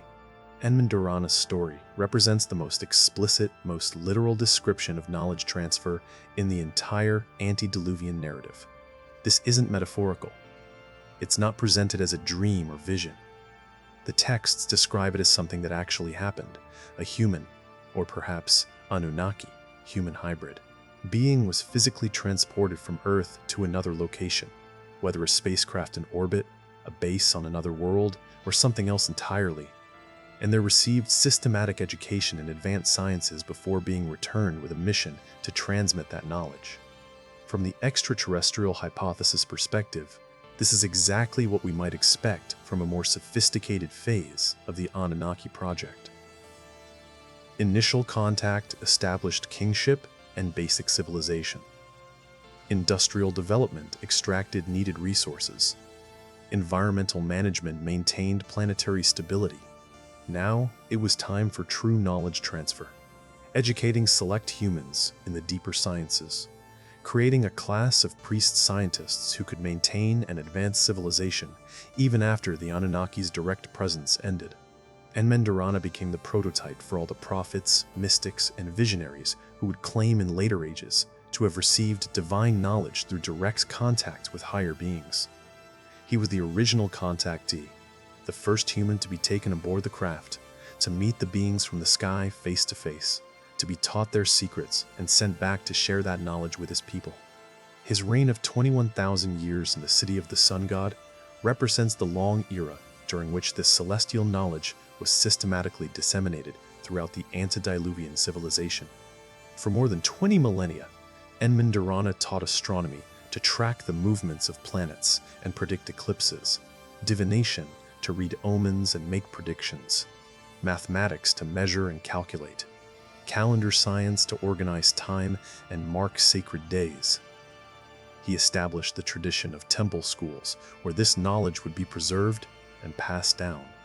He trained the first generation of priest astronomers, who had become the intellectual elite of Mesopotamian civilization for thousands of years after the flood. Even Babylonian astronomers living 2,000 years after the flood traced their knowledge back to the antediluvian sages, to Enmendurana and his teachings. What Enmendurana brought back from heaven became the foundation of Mesopotamian science. When we read cuneiform texts describing planetary movements with astonishing accuracy, predicting eclipses centuries in advance, calculating the precession of the equinoxes, knowledge that should have required many generations of careful observation, we might be seeing the legacy of Enmendurana, knowledge that was given rather than slowly discovered. His ascension, his celestial education, and his return mark a crucial turning point in the antediluvian narrative. After him, humans possessed knowledge that allowed them to predict the future, to read the will of the gods in the stars, to understand the hidden patterns that governed reality. They were no longer simple servants following instructions, but educated participants in the cosmic order. But knowledge is power, and power can be dangerous. Perhaps Enmendurana's gifts to humanity were part of what led to the decision that the antediluvian age had to end, that the flood had to come and reset everything. When servants gain too much knowledge, when they begin to understand the mysteries, they cease to be easily controlled. They start asking questions. They begin to challenge the established order. The parallels with other traditions are striking and impossible to ignore. In Greek mythology, Prometheus stole fire from the gods and gave it to humanity, teaching them arts and sciences. For this act of rebellion, Zeus punished Prometheus eternally. But humanity was forever changed, forever elevated above the animals by the knowledge Prometheus had given them. In Hebrew tradition, the serpent in Eden offered knowledge to Adam and Eve, and eating from the tree of knowledge resulted in humanity's expulsion from paradise, but also gave them awareness of good and evil, the ability to think and choose for themselves. The pattern repeats. Knowledge is given to humans by a divine or semi-divine intermediary. This knowledge elevates humanity, but also brings consequences, often resulting in a separation between humans and gods. Enmendurana fits perfectly into this archetypal pattern as the original bearer of forbidden knowledge. His story raises profound questions. Was the flood that came after his reign connected to the knowledge he'd spread? Had humans learned too much, become too powerful, too independent? Was the Great Reset necessary because humanity had advanced beyond what the Anunnaki considered safe or desirable? Whatever the truth, Enmendurana stands as one of the most important figures in the entire antediluvian narrative. The one who didn't just rule, but who taught, who brought back from heaven the knowledge that would allow civilization to continue, even after the gods departed. The final chapter of the antediluvian world, the last act before the cosmic curtain fell on the age of god kings, unfolds in the fifth and final capital city, Shuruppak. The name means the place of healing, or the place of making well, which carries a certain poignant irony given what was about to happen there. The king who ruled Shuruppak was Ubara-Tutu, and his reign is listed as 18,600 years, just over 5 SARS.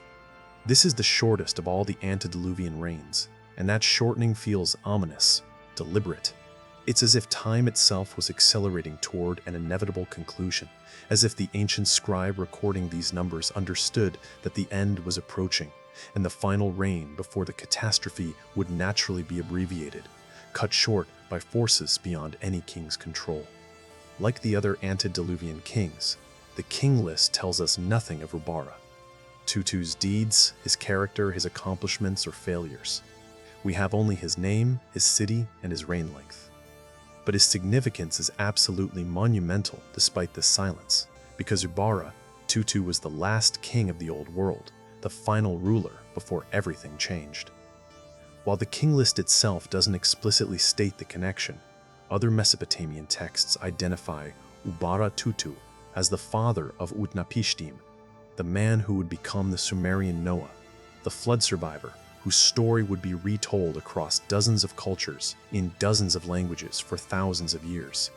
The story preserved in multiple sources, most famously in the Epic of Gilgamesh, but also in the earlier Atrahasis epic and the Eridu Genesis, is hauntingly, eerily familiar to anyone who's read the biblical account of Noah and the Ark.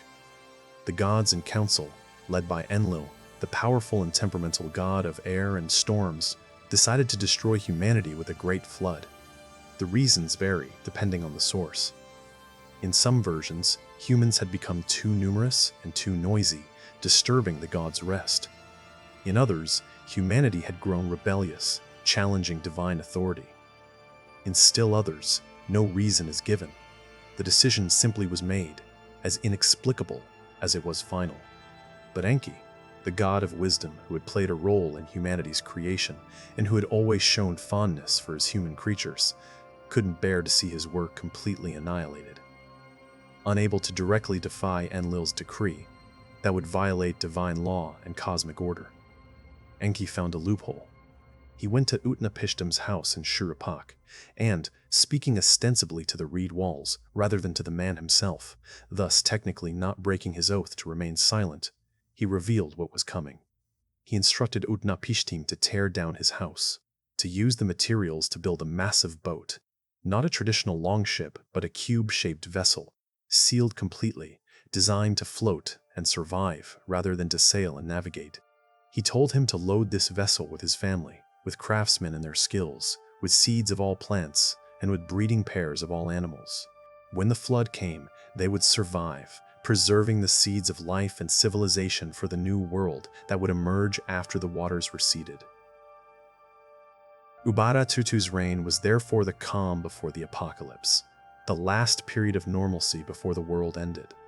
He presided over the final years, 18,600 of them according to the King List, though we might interpret this as meaning the final era rather than counting individual years of a civilization that had endured for nearly 250,000 years since Kingship first descended from heaven. Everything Ubara-Tutu and all the people living under his rule had ever known was about to be destroyed. The cities that had stood for tens of thousands of years, the temples where generation after generation had worshipped, the accumulated knowledge and achievements of countless millennia. All of it would be swept away, drowned beneath the rising waters, buried under silt and debris. His son Utnapishtim would become the sole thread of continuity, the thin rope of connection between the antediluvian world and whatever came after. Through him, and through the people, animals, seeds, and knowledge he preserved in his ark, the legacy of the antediluvian age would be carried across the flood and into the new world. Archaeological evidence from the actual site of Shuruppak adds a layer of unsettling validation to this ancient story. When archaeologists excavated the ruins of the city in the early 20th century, they discovered something remarkable: a thick, uniform layer of river silt and clay with no artifacts, no occupation debris, nothing but clean sediment nearly 10 feet deep in some places. This flood layer cleanly separates the earlier strata of the city, showing continuous occupation, from the later strata, showing reoccupation after an interval. The city was clearly struck by a massive, devastating flood that interrupted its entire history. Below the flood layer, one culture and way of life. Above it, after a gap, a different culture begins. Radiocarbon dating places this flood event at approximately 2900 BCE, which doesn't match the much earlier date we would expect for the end of the antediluvian age if we take the King List chronology at face value. But this might be explained in several ways. Perhaps the 2900 BCE flood was a later, smaller echo of a much earlier, much larger catastrophe, a regional disaster that resonated with ancient memories of the original world, destroying deluge. Perhaps the memory of multiple floods, occurring at different times across millennia, merged in oral tradition into a single mythic event. Or perhaps our dating methods and chronological assumptions are incorrect, and the antediluvian age ended much more recently than we've calculated. Whatever the truth about timing, the existence of a genuine catastrophic flood layer at Shuruppak is striking. This wasn't just a seasonal river flooding or a particularly heavy rainy season. The sediment layer indicates a massive inundation, waters rising high enough and staying long enough to cover the entire city, depositing feet of clean silt over everything before finally receding. The archaeological evidence doesn't prove the Sumerian flood myth is historically accurate in every detail, but it does prove that something genuinely catastrophic happened to Shuruppak, that the city experienced a disaster of such magnitude that it became embedded in cultural memory as the defining event of ancient history. Ubara-Tutu's reign, ending with this catastrophe, marks the close of one of the most extraordinary chapters in the entire narrative of human origins. For 241,200 years, according to the King List, 8 kings had ruled over the antediluvian world, presiding over a civilization whose sophistication and longevity we can barely imagine. Those kings had established civilization, developed metallurgy and industry, maintained environmental balance, transmitted advanced knowledge, and created a world where humans lived under direct divine rule. Whatever that world actually was, whether a literal reign of extraterrestrial governors, a symbolic representation of different eras, or something else entirely, it came to an abrupt and violent end in Shuruppak during the reign of its last king. With the end of Ubara-Tutu's rule, the age of impossibly long-lived god-kings concluded forever. The sky was about to fall, the waters were about to rise, and history as we know it, diminished, shortened, reduced from the cosmic to the merely human, was about to begin. Before we dive into the catastrophe that ended the antediluvian age, we need to understand something crucial about the numbers in the King List, because these aren't random figures pulled from imagination. They follow a precise, deliberate, mathematical pattern that reveals far more than we might initially realize. The impossibly long reigns, 28,800 years, 36,000 years, 40,200 years, aren't arbitrary exaggerations designed to make kings seem impressive. They're based on the Sumerian sexagesimal base, 60 number system, the same mathematical framework that gave us 60 seconds in a minute, 60 minutes in an hour, and 360 degrees in a circle. This is worth pausing to appreciate. We still use Sumerian mathematics today, thousands of years after their civilization fell. Every time you check your watch, every time you use a compass, every time you measure an angle, you're using a system developed in ancient Mesopotamia. This alone should give us pause about dismissing their other knowledge and records too quickly. The Sumerians' highest regular unit of time measurement was the SAR, representing exactly 3,600 years. When we examine the antediluvian reigns through this lens, a startling mathematical pattern emerges that's impossible to dismiss as coincidence. The Alulim, 28,800 years, equals 8 SA SARS, exactly. The Alalgar, 36,000 years, equals 10 SARS, exactly. The Enmenluanna, 40,200 years equals 12 SRs exactly. The Enmendurana, 28,800 years equals 8 SARS exactly, SRs exactly. The Dumuzid, 36,000 years equals 10 SARS exactly. The Ensipadzidana, 28,800 years equals 8 SARS exactly. The Enmendurana, 21,600 years equals 6 SARS exactly. The Ubara-Tutu, 18,000 years equals 5.17 SARS approximately. 7 of the 8 reigns are perfect multiples of 3,600. Even Ubara-Tutu's slightly irregular reign is close to a SAR multiple. This is not the work of a storyteller inventing impressive-sounding numbers. This is systematic, calculated, deliberate recording using a consistent unit of measurement. Think about what this precision means. If you're making up stories to impress people or legitimize rulers, why use such specific numbers? Why not say countless years, or many generations, or other vague phrases that convey great age without committing to exact figures? Why not use round numbers that would be easier to remember and repeat, say 30,000 years or 40,000 years? The use of exact SAR multiples suggests measurement, not invention. It suggests the scribes were recording data using their standard system of temporal measurement, the same way modern historians might record reigns in years or decades. They weren't trying to be poetic or symbolic. They were trying to be accurate according to their understanding of time and measurement.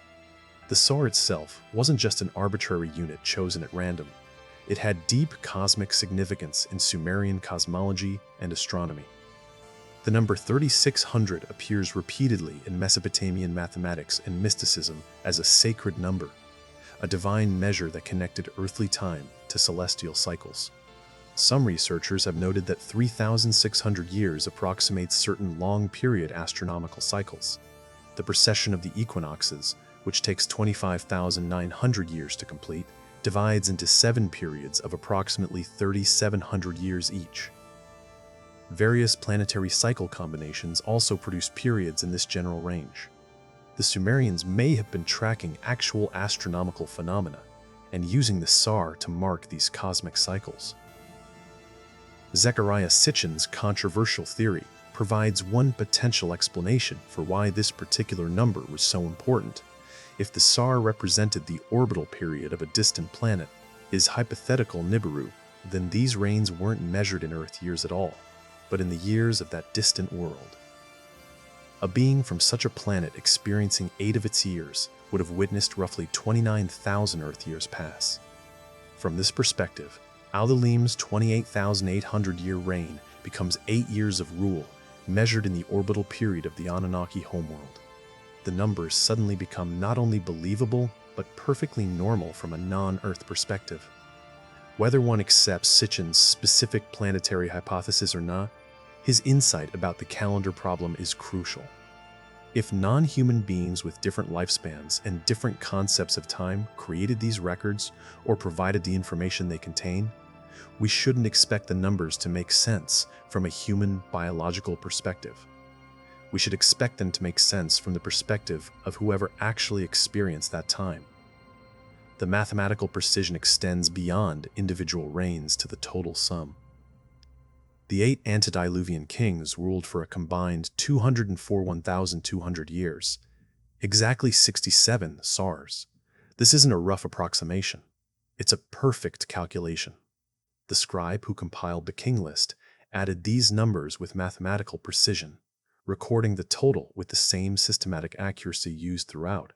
This level of mathematical consistency across multiple reigns, multiple cities, and multiple copies of the King List, remember, at least 16 versions have been found, all showing the same basic numbers, is very difficult to explain if we dismiss the document as pure fantasy or political propaganda. Fantasy and propaganda tend to be inconsistent. Different tellers embellish differently. Numbers shift and grow with each retelling. Details contradict each other, but the King List shows remarkable consistency across different versions and across centuries of copying. The numbers remain stable, suggesting they were treated as fixed historical data rather than flexible mythological narrative. The base 60 system itself raises fascinating questions. Why would humans, just emerging from the Neolithic and learning to count and calculate, independently develop such a complex, non-intuitive mathematical system? Base 10 makes obvious sense because we have 10 fingers. Many early counting systems were base, 5 one hand or base, 20 fingers and toes. These are natural, intuitive systems based on human anatomy. But base 60 is different. It's mathematically elegant, highly divisible, excellent for fractions and astronomical calculations, perfect for measuring circles and time. But it's not intuitive. It's not based on anything obvious in human anatomy or natural observation. It feels designed, purposeful, like someone sat down and said, "What's the most efficient mathematical system for advanced calculations?" and came up with base 60. The Sumerians claim they received this system as part of the divine knowledge given when kingship descended from heaven. Maybe we should take that claim seriously. Maybe base 60 mathematics, along with writing, astronomy, and other advanced knowledge, was part of the package of civilization that was transmitted to humans rather than developed by them. The SAR cycles encoded in the King List may represent something even more profound than simple time measurement. They may be a kind of cosmic clock, marking not just the passage of years, but significant cycles in some larger pattern, whether astronomical, spiritual, or related to the Anunnaki's own purposes and timeline. The fact that certain numbers repeat 8 SARS for 3 different kings, 10 SARS for 2 different kings, might indicate that these represent standard terms of office, specific mission durations, or cosmic ages that follow predetermined patterns. The variation, 8, 10, 12, 6, 5, might indicate different types of administration or different phases of the overall project. What we can say with certainty is that these numbers are not random. They encode meaning. They follow patterns. They're mathematically consistent across multiple sources and centuries. Whether we interpret them as literal time measurements, symbolic cosmic cycles, or something else entirely, we cannot simply dismiss them as meaningless exaggeration. The mathematics of the King List demands that we take it seriously as a document attempting to convey real information, whether that information is historical in the way we usually understand history, or represents something stranger that our current frameworks struggle to accommodate. After meticulously recording 200 years of history across 8 kings and 5 cities, documenting the rise of civilization from its divine origins through industrial development and knowledge transmission, the Sumerian scribe reaches the point where everything changes. And he marks that moment with just 4 words that carry the weight of cosmic catastrophe. Then the flood swept over. There's no poetic description of rising waters consuming the land. No theological discourse on why the gods decided to destroy their creation. No detailed account of the storm, the panic, the death, the destruction. Just 4 simple words stating a fact, drawing a boundary line across time that separates everything that came before from everything that would come after. On one side of that line, an age of kings with godlike lifespans ruling a sophisticated civilization that had endured for 250,000 years. On the other side, a drowned world, scattered survivors, and the dawn of a diminished humanity living shortened lives in the ruins of what had been. This event, the Great Flood, is arguably humanity's most persistent and widespread myth, appearing across virtually every ancient culture with breathtaking similarity in details. This isn't a vague story about water. These are specific, consistent accounts of a world-ending deluge that share core elements across cultures that had no apparent contact with each other. In Mesopotamia, the story appears in multiple sources. The Epic of Gilgamesh contains Utnapishtim's first-hand account, the god's decision, Enki's warning whispered through the reed walls, the construction of the cube-shaped ark, the loading of animals and craftsmen, the storms so violent that even the gods cowered in fear, the landing on a mountain, the sending out of birds to test for dry land, the sacrifice afterward, and the gift of immortality. The Atrahasis epic provides even more detail, explaining that the gods decided on the flood because humanity had become too numerous and too noisy, disturbing the divine rest. It describes multiple attempts to reduce human population, sending plague, famine, drought, before finally resorting to the ultimate solution of complete destruction. The Eridu Genesis, though fragmentary, provides the oldest written version of the story, predating even the Epic of Gilgamesh. It names Ziasudra, another name for Utnapishtim, as the flood hero, and explicitly connects the event to the end of the antediluvian age and the transition to shorter human lifespans. In the Bible, the story of Noah and the Ark follows the Mesopotamian accounts so closely that scholars universally recognize it as deriving from the same tradition. God decides to destroy humanity because of wickedness, warns Noah, instructs him to build an ark according to specific dimensions, commands him to bring his family and representatives of all animals, sends rain for 40 days and nights, lands the ark on a mountain, sends out birds, makes a covenant afterwards symbolized by the rainbow. The parallels are so exact, so detailed, that they cannot be coincidental. Either the Hebrew scribes who compiled Genesis were directly borrowing from much older Mesopotamian sources, or both traditions were drawing from an even earlier common source. A genuine historical event that was remembered and recorded by multiple cultures. But the story doesn't stop in the Middle East. In ancient Greece, the flood myth features Deucalion and his wife Pyrrha surviving Zeus's deluge by floating in a wooden chest. After the waters recede, they repopulate the earth by throwing stones over their shoulders, which transform into people. In India, the Matsya Purana tells of Manu being warned by Vishnu in the form of a fish about a coming flood that will destroy the world.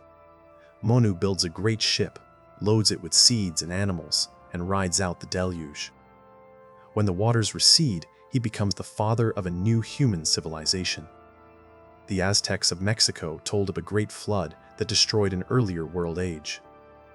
Only one man, Coxcox, and one woman, Xochiquetzal, survived by floating in a hollow log. They landed on a mountain and repopulated the earth. The Mayans' Popol Vuh describes how the gods, dissatisfied with their early human creations, sent a great flood of resin to destroy them before creating modern humans. Native American tribes across North America preserve flood traditions. The Algonquins speak of a man named Manabojo surviving by floating on a raft with animals. The Hopi tell of faithful people being saved in hollowed reeds while the wicked were destroyed. The Cree, Sioux, Iroquois, dozens of tribes with no apparent connection all tell similar stories. In Australia, Aboriginal peoples tell of a time when the sea rose and covered the land, destroying the old world. In Africa, the Kikuyu speak of a great flood from which only one family survived.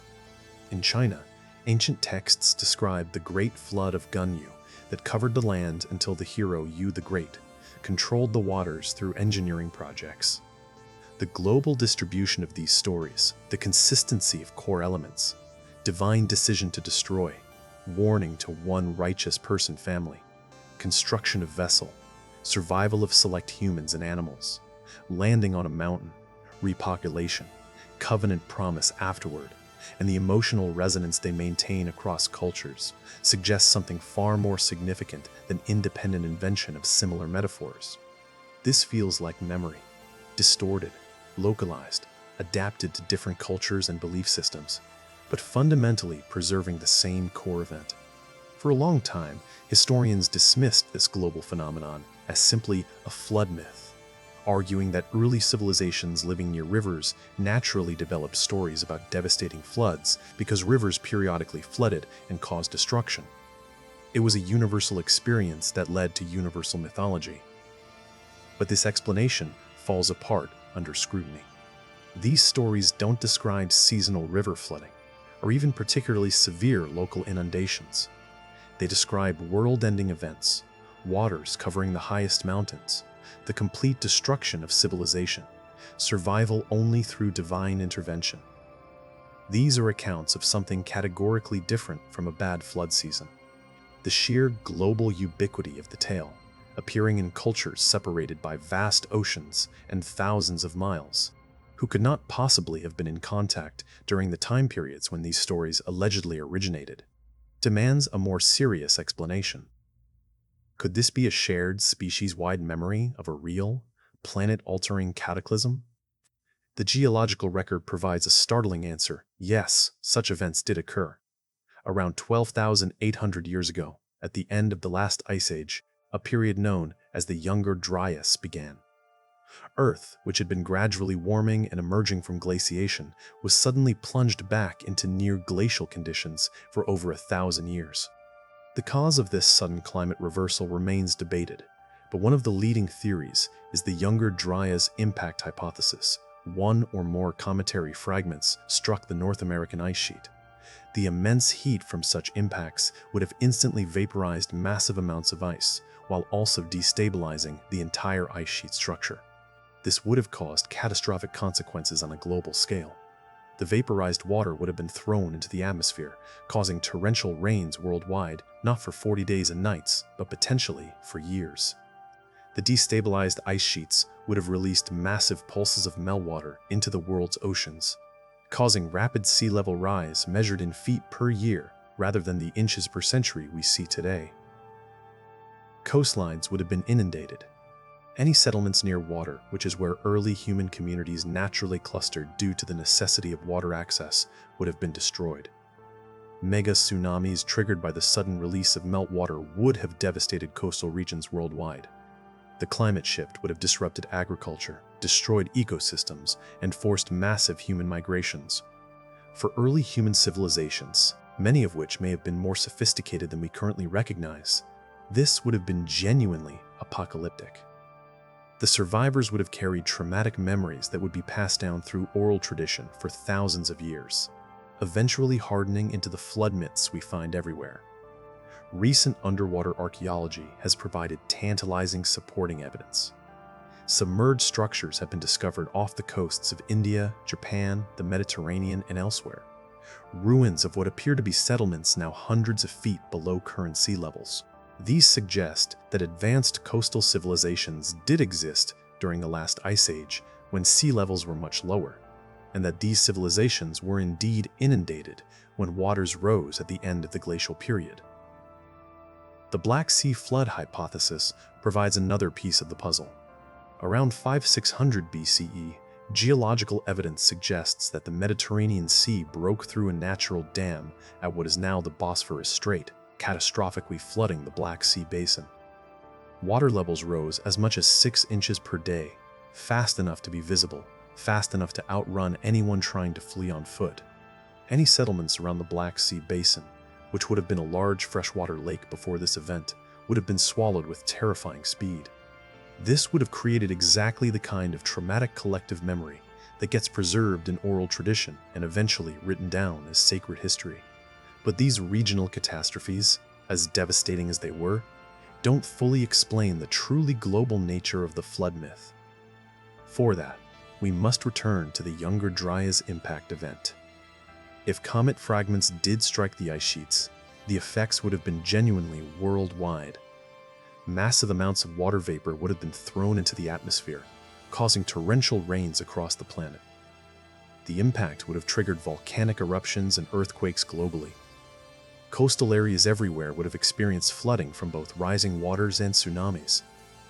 The climate would have shifted dramatically and suddenly, bringing famine and ecosystem collapse. For early humans, many of whom may have lived in sophisticated coastal settlements that are now completely underwater and lost to history, this would have been the end of the world. The survivors, scattered and traumatized, would have passed down stories of the catastrophe that destroyed the old world. These stories would have diverged as human populations separated and cultures developed independently. But the core memory would have remained. There was a great flood. The old world was destroyed. Only a few survived, and everything after was a new beginning.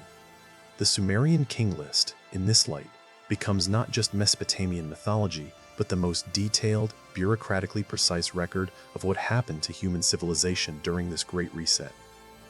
It names the rulers who governed before the catastrophe, specifies how long the antediluvian civilization endured, and marks with stark clarity the moment everything changed.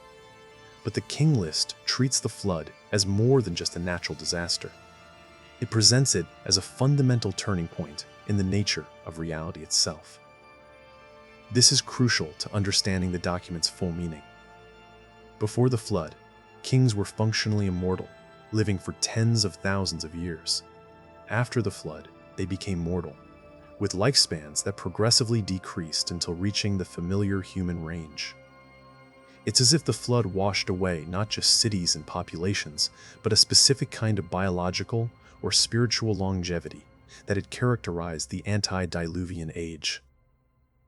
The Bible mirrors this pattern exactly. Before the flood, patriarchs lived for centuries: Adam, 930 years, Seth, 912 years, Enosh, 905 years, culminating in Methuselah, 969 years, T-1000, 69 years. After the flood, lifespans begin to decrease. Noah himself lives 950 years, but his descendants live progressively shorter lives until, by the time of Moses, God explicitly limits human lifespan to 140 years maximum. Both traditions record the same trajectory: impossibly long lives before the flood, progressive shortening afterward, until humanity settles into the brief lifespans we know today. This parallel is too specific to be coincidental. From the Anunnaki hypothesis perspective, the flood takes on even more disturbing implications. Was it truly a natural disaster that the gods simply allowed to happen? Or was it a deliberate tool, a controlled demolition of the antediluvian civilization? Some theorists propose that the Anunnaki themselves triggered the cataclysm, perhaps using advanced technology to destabilize the ice sheets. Why would they do this? Perhaps humanity had become unruly, difficult to control. Perhaps the hybridization experiments had produced undesirable results. Humans who were too independent, too knowledgeable, too powerful. Perhaps the resource extraction mission was complete, and there was no longer need for a large human workforce. The flood would have been a reset button, eliminating the vast majority of the population while allowing a small, carefully selected group to survive and rebuild. This interpretation paints the flood not as divine judgment on human sin, but as industrial-scale genocide, a cold calculation to solve a management problem. The story of Enki secretly warning Utnapishtim then becomes an act of rebellion, a compassionate scientist saving his creation from his more ruthless colleagues. Enki had always been portrayed as humanity's friend and protector. Perhaps he genuinely cared for the beings he had helped create and couldn't bear to see them completely destroyed. By warning Utnapishtim and providing instructions for the Ark, Enki ensured that humanity would survive, that the genetic lineage would continue, that knowledge and civilization wouldn't be completely lost. But he had to do it secretly, cleverly, without directly violating the divine decree, speaking through walls rather than directly to the man, maintaining plausible deniability. In this interpretation, the flood becomes a pivotal moment in a cosmic drama of conflicting agendas. Enlil seeking control and elimination of a problem, Enki seeking preservation and continuation of his creation, with humanity caught in the middle, mostly destroyed but partially saved through one god's compassion and cleverness. Whether natural catastrophe allowed by the gods, deliberate weapon wielded by them, or some combination of both, the flood served a clear function. It reset human civilization. The old world, with its impossibly long-lived rulers, its accumulated knowledge spanning hundreds of thousands of years, its sophisticated technologies and structures, all of it was washed away, buried under silt and debris, lost to history. What emerged after the flood was something diminished, something reduced. The survivors remembered fragments of what had been, garbled stories of god-kings, confused recollections of advanced knowledge, myths of a golden age when things were different.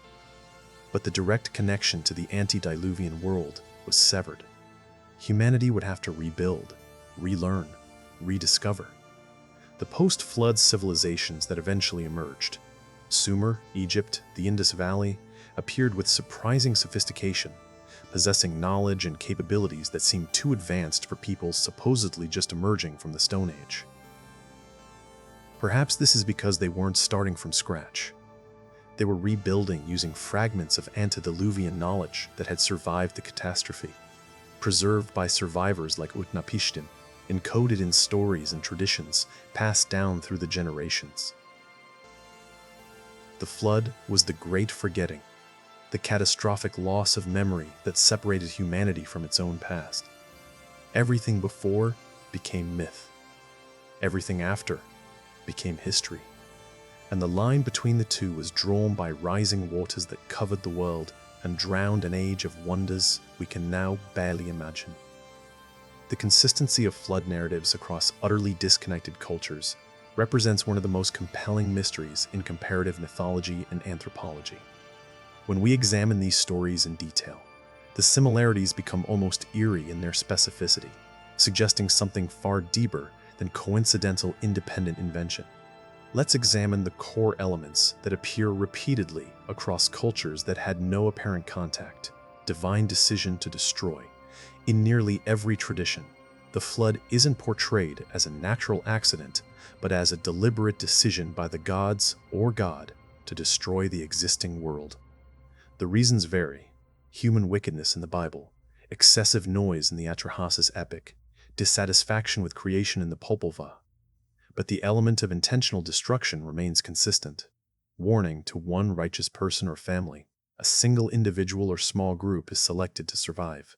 This person is typically described as exceptionally righteous, faithful, or wise. In Mesopotamia, it's Utnapishtim Ziusudra. In the Bible, it's Noah. In India, it's Manu. In Greece, it's Deucalion.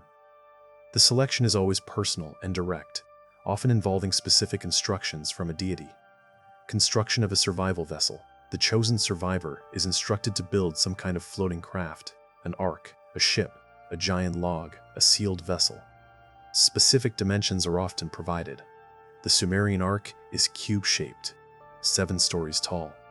Noah's ark is 300 cubits long, 50 cubits wide, 30 cubits high.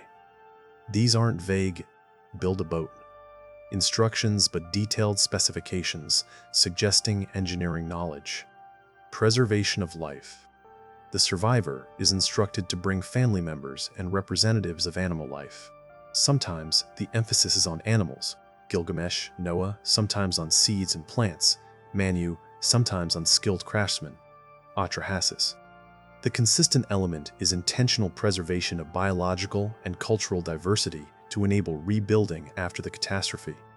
Waters cover the earth. The flood is described as covering all land, reaching the tops of mountains in many traditions. The scale is consistently portrayed as global, not local. The entire world is submerged, not just a region. Duration. The flood lasts for a specific period, 40 days and nights in the Bible, 7 days in Gilgamesh. These time frames are too specific for pure symbolism. They feel like attempts to preserve actual information about how long the event lasted. Landing on a mountain. When waters recede, the vessel comes to rest on a mountaintop. In Mesopotamia, it's Mount Nisr. In the Bible, it's Mount Ararat. In other traditions, it's various other peaks. The mountain detail appears worldwide. Birds sent to test for dry land. In both Gilgamesh and the Bible, the survivor sends out birds, a dove, a raven, a swallow to test whether the waters have receded enough for safe disembarkation. This is an oddly specific detail to appear in multiple independent accounts. Sacrifice and covenant. After surviving, the hero makes a sacrifice to the gods. The divine realm responds with some kind of promise or covenant, never to destroy the world by flood again in the Bible, the gift of immortality to Utnapishtim in Gilgamesh, various other divine blessings in other traditions. Repopulation. The survivors become the ancestors of all subsequent humanity. Everyone alive traces their lineage back to this bottleneck event when the human population was reduced to a tiny remnant. The repetition of these specific elements across dozens of cultures worldwide stretches the limits of coincidence. Independent invention of similar metaphors would produce variations in these details, not such precise consistency. Consider the Egyptian tradition. The Turin Papyrus and other sources describe dynasties of gods and demigods ruling before the first human pharaohs. The Edfu texts speak of a primordial island that was destroyed by floodwaters. The tradition of Zep Tepi, the first time, describes an earlier golden age before a catastrophe reset civilization. In Hindu tradition, the Puranas describe vast yugas, ages, lasting tens of thousands of years, with each yuga ending in cosmic destruction, often involving floods. The current age, Kali Yuga, is described as diminished compared to earlier ages when humans lived longer and possessed greater abilities. The pattern matches the Sumerian narrative precisely. Long ages before catastrophe, shortened lifespans after. Chinese traditions speak of the Great Flood of Gun Yu, a cataclysm so severe that the legendary hero Yu spent decades controlling the waters through engineering projects. The flood is described as covering mountains and destroying the old world order. In the Americas, native traditions from Alaska to Argentina preserve flood stories. The Lakota speak of a time when the earth was covered with water and Creator saved only one man.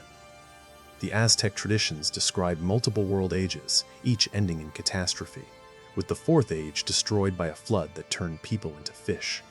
The Inuit tell of a great flood that covered the land, with only a few surviving on the highest peaks. The Australian Aboriginal peoples, whose oral traditions may be the oldest continuously maintained stories on Earth, speak of a time when the sea rose and covered ancestral lands. Recent research has even correlated some of these stories with specific coastal areas that were indeed inundated 7,000 and 10,000 years ago, based on geological evidence, suggesting these oral traditions may preserve genuine historical memory stretching back to the end of the Ice Age. This global distribution across cultures that developed in isolation from each other points toward a common source event. The alternative explanation, that dozens of completely separate cultures independently invented identical complex narratives with the same specific plot points, requires far more faith in coincidence than accepting that they're describing the same actual event. Geological and archaeological evidence increasingly supports the reality of catastrophic flooding at the end of the last ice age. Sea levels rose approximately 400 feet, 120 meters, between 15,000 BCE and 7,000 BCE, as the great ice sheets melted. This rise wasn't gradual and uniform. It occurred in pulses, some rapid and catastrophic. Meltwater Pulse 1A, around 14,600 years ago, saw sea levels rise approximately 50 feet, 15 meters, in less than 500 years, catastrophic by human timescales. Meltwater Pulse 1B, around 11,500 years ago, caused another rapid rise. These weren't gentle, gradual changes. They were fast enough to be visible within a single human lifetime, fast enough to destroy coastal settlements, fast enough to force mass migrations and create traumatic collective memories. The Black Sea Deluge around 5,600 BCE provides a specific, well-documented example of catastrophic flooding. Before this event, the Black Sea was a freshwater lake at a much lower level than today. When the Mediterranean broke through the natural barrier at the Bosphorus, seawater came pouring in at an estimated 200 times the volume of Niagara Falls. The lake level rose several inches per day, slow enough to escape, but fast enough that anyone who hesitated would see their homes vanish beneath the waters. Over 2 years, the lake level rose approximately 150 feet, flooding an area the size of modern Turkey. Any settlements around the original shoreline would have been completely inundated. This event occurred in a region, the Black Sea Basin and surrounding areas, where agriculture and civilization were developing, where human populations were growing and becoming more complex.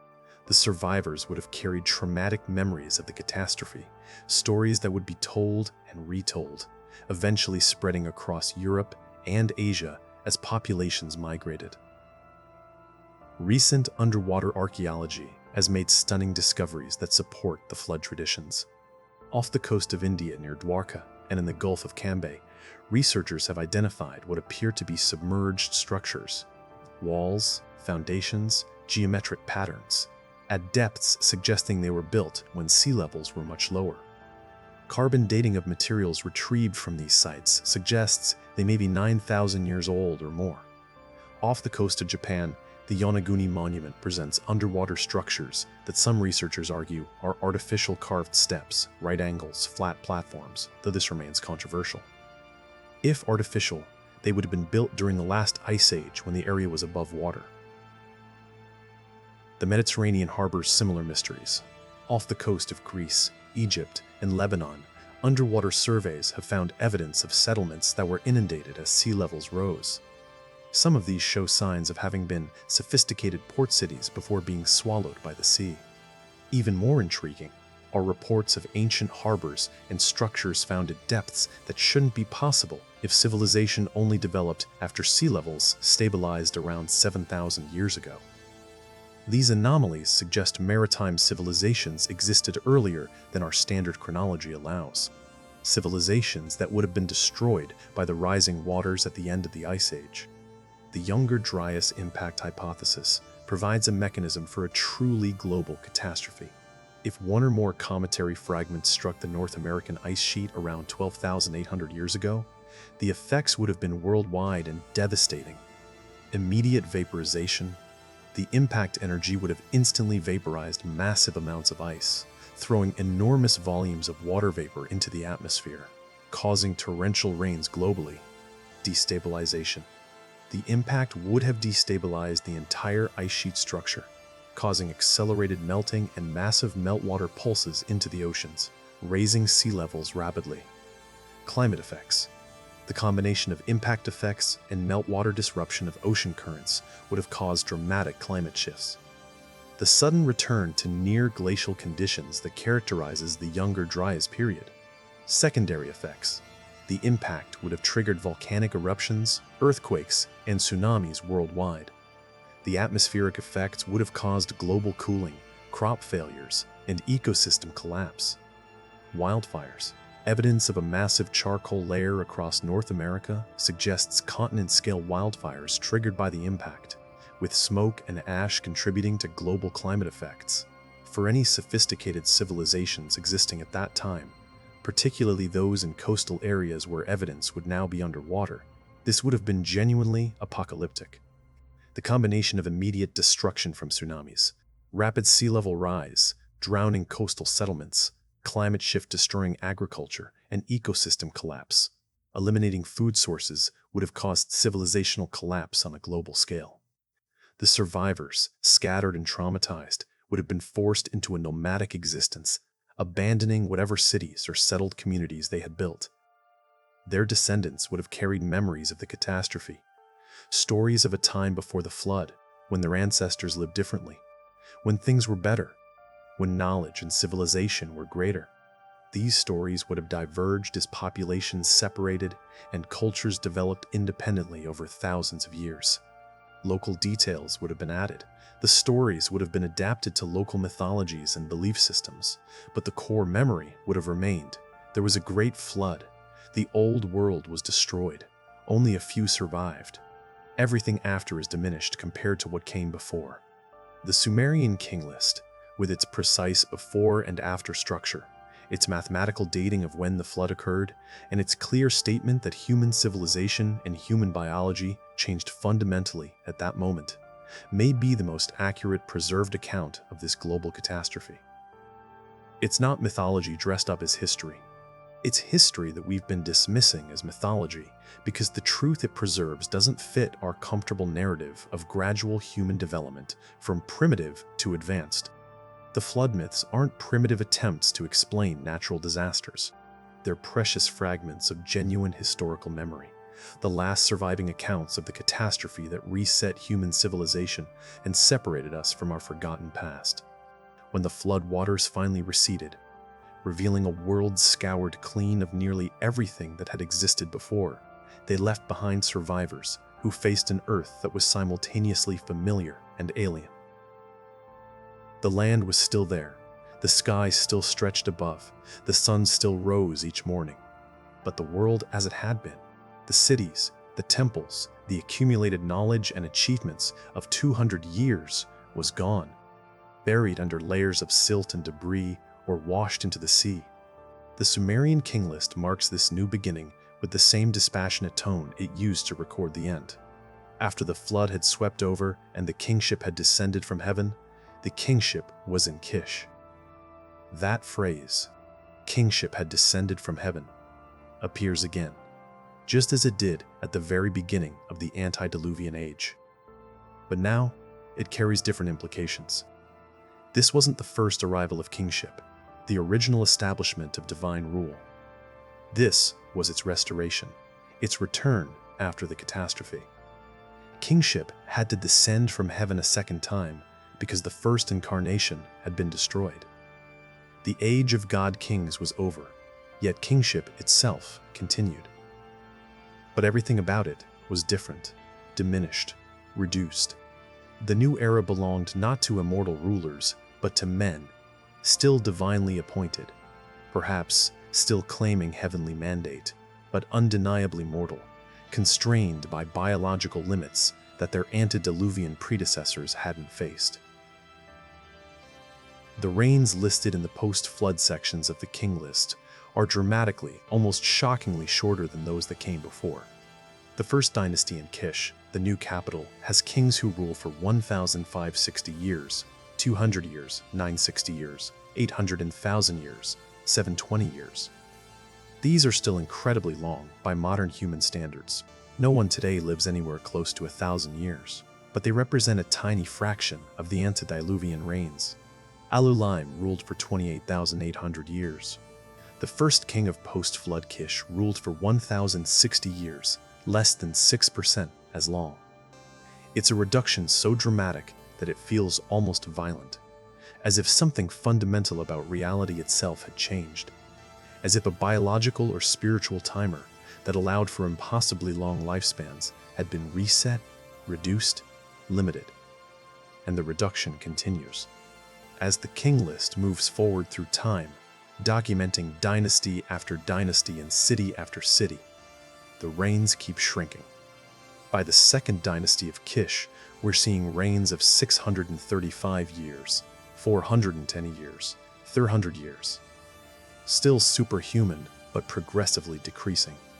By the time we reach the first dynasty of Uruk, where Gilgamesh appears, reigns have shortened to 126 years for Gilgamesh himself, with his predecessors and successors ruling for similarly plausible periods between 30 and 140 years.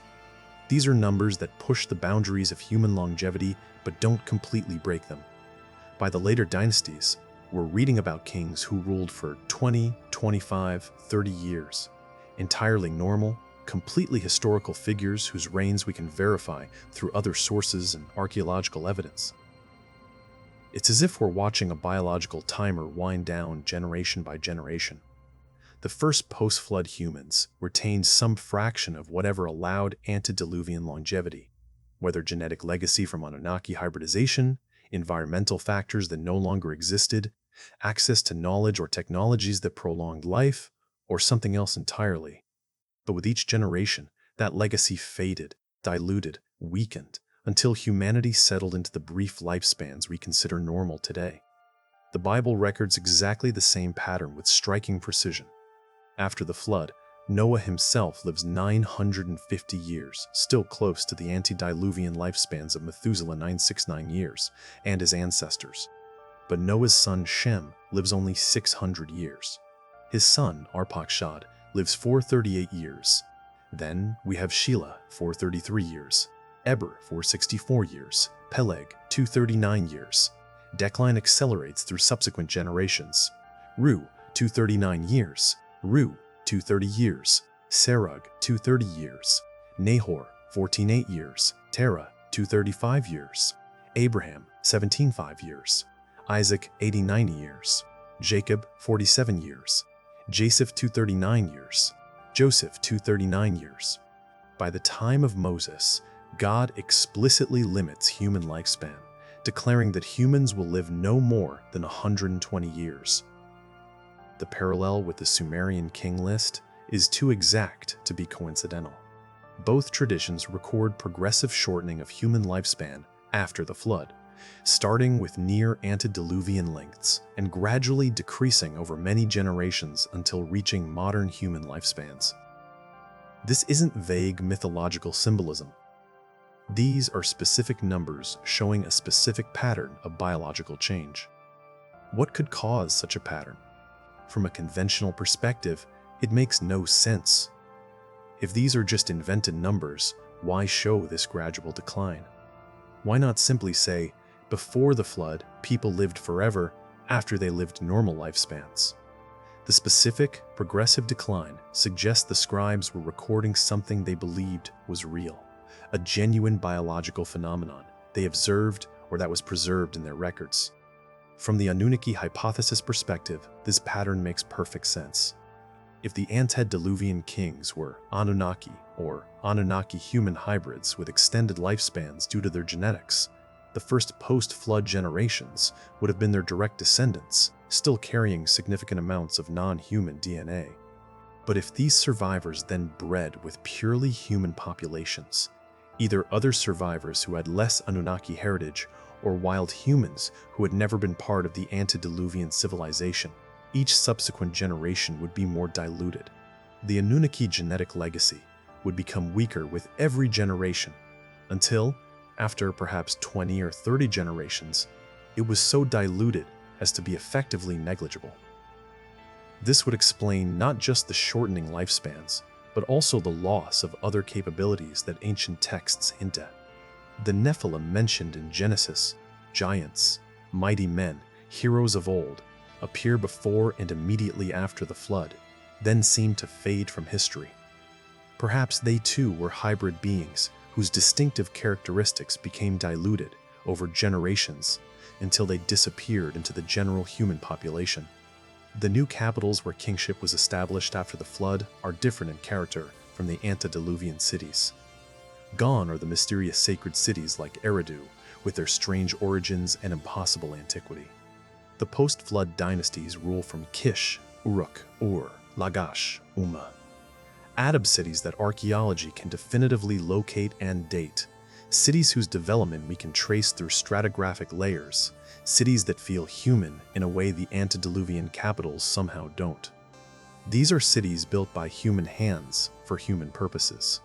Their temples, while impressive, don't show the same inexplicable sophistication as the deepest, oldest levels of Eridu. Their foundations don't stretch back tens of thousands of years. They arise around 3,500–30,000 BCE and develop in ways we can understand and document. The post-flood sections of the King List read like conventional history because they are conventional history.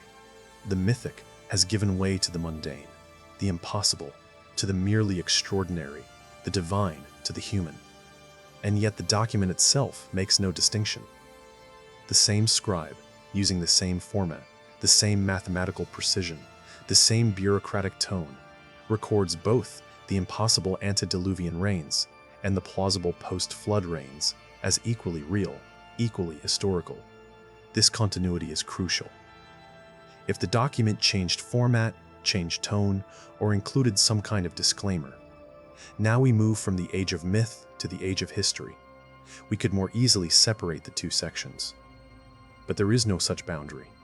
The King List treats the entire span as continuous history, with the flood being simply a catastrophic event within that history rather than a boundary between different kinds of narrative. The gods themselves changed after the flood, or at least humanity's relationship with them changed fundamentally. In the antediluvian age, the gods walked openly on earth, ruled directly, established cities, taught humans, lived among them. Kingship descended from heaven not as metaphor but as literal fact. Divine beings came down and governed. After the flood, this direct presence ended. The gods withdrew to their heavens, communicating with humans only through intermediaries, priests, prophets, omens, dreams. They no longer ruled directly, but appointed human kings to rule on their behalf. The connection between heaven and earth, which had been so direct in the antediluvian age, became mediated, filtered, increasingly distant. This withdrawal is described in multiple traditions. In Mesopotamian texts, the gods became more remote after the flood, requiring elaborate rituals and intermediaries to communicate with humans. In biblical tradition, God walked in the garden with Adam and Eve, spoke directly with Cain, sent angels to Abraham, but by the time of Moses required the tabernacle and later the temple as meeting places, and eventually stopped speaking directly to humans altogether.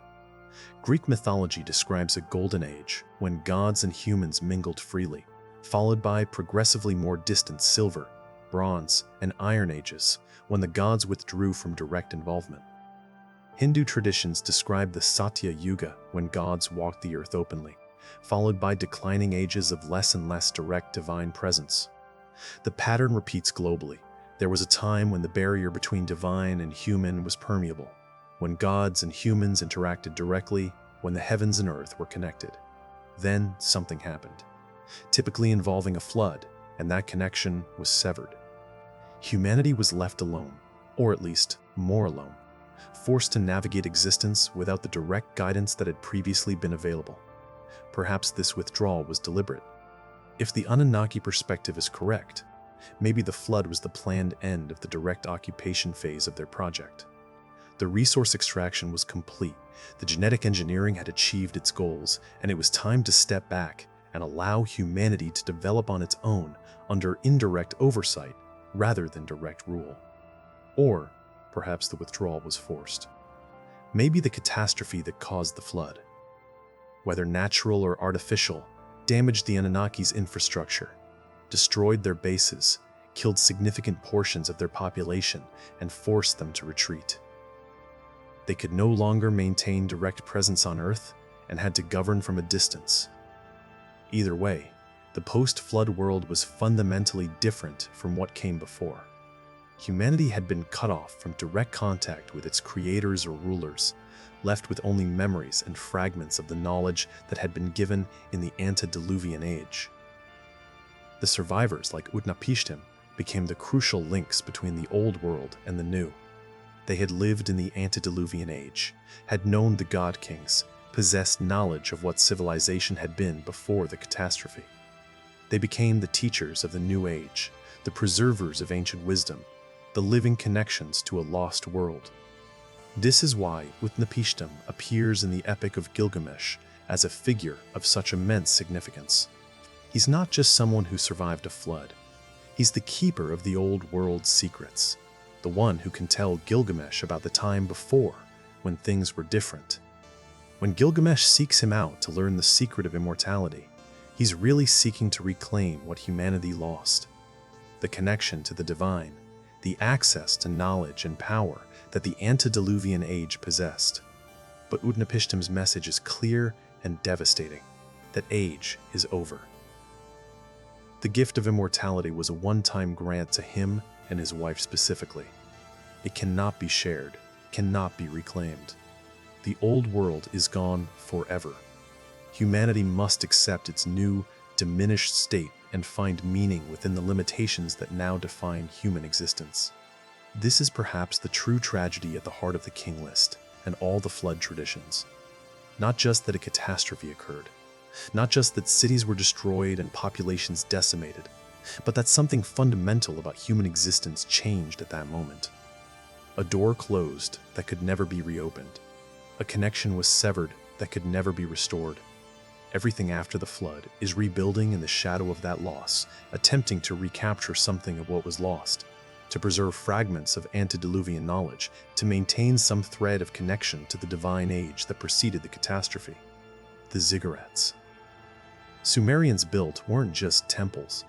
They were artificial mountains, attempts to reach back toward heaven, to re-establish the connection that had been broken. The astronomical observations, the mathematical systems, the sophisticated knowledge that appears so suddenly in post-flood civilizations like Sumer in Egypt. These may all be fragments of antediluvian knowledge preserved by survivors, incomplete pieces of a much greater whole that was lost when the floodwater swept over the old world. We live in the long shadow of that catastrophe, in a world diminished from what it once was, with lifespans measured in decades rather than millennia, with gods who no longer walk among us, with knowledge that must be painfully rediscovered rather than simply given.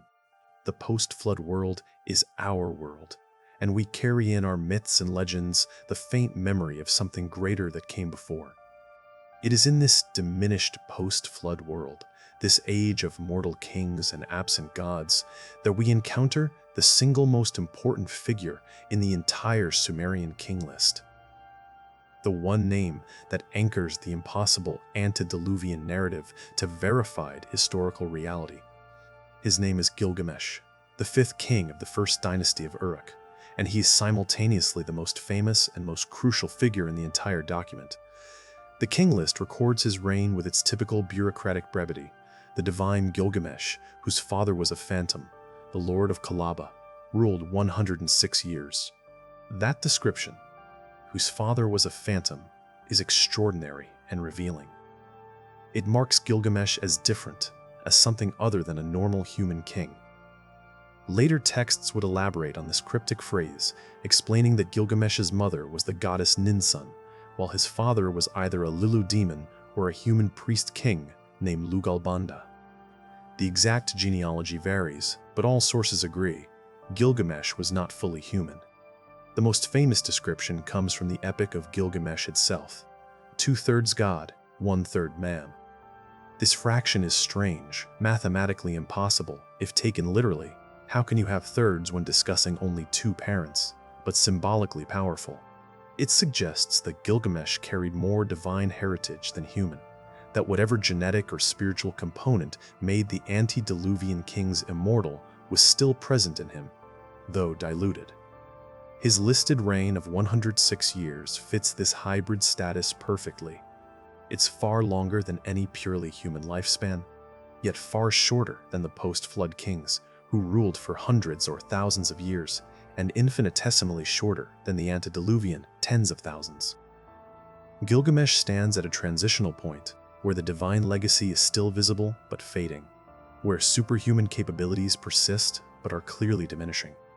Unlike the shadowy, silent antediluvian kings who exist only as names and numbers in administrative records, Gilgamesh explodes from the clay tablets as a fully realized literary character.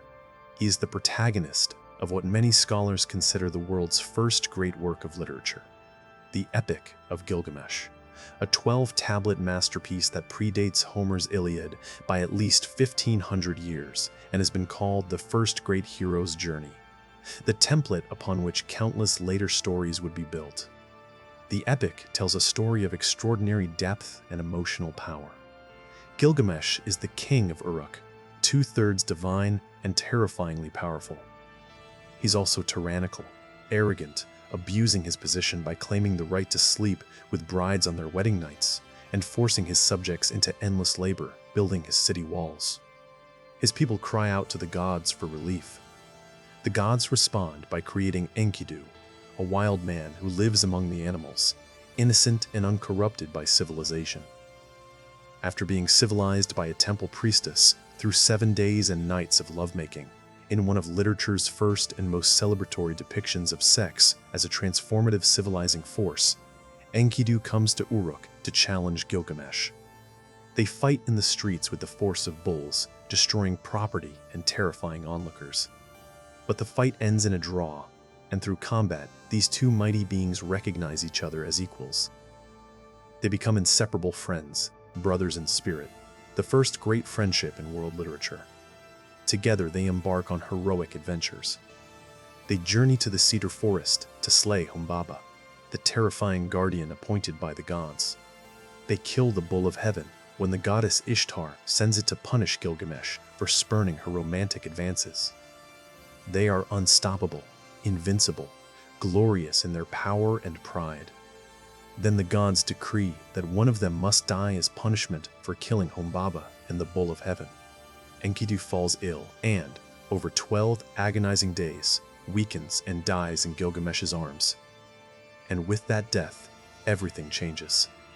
Gilgamesh is shattered by grief more profound than anything he's experienced. For the first time in his long life, he confronts mortality. His beloved friend, who seemed as strong and eternal as himself, is gone, reduced to nothing, rotting in the earth. If Enkidu could die, then Gilgamesh can die. If death can take his friend, it can take him too. This realization breaks something in Gilgamesh. He abandons his city, strips off his royal garments, dresses in animal skins, and wanders the wilderness in existential terror, unable to accept that he too will die. He becomes obsessed with finding a way to escape death, to reclaim the immortality that his divine heritage suggests should be his birthright.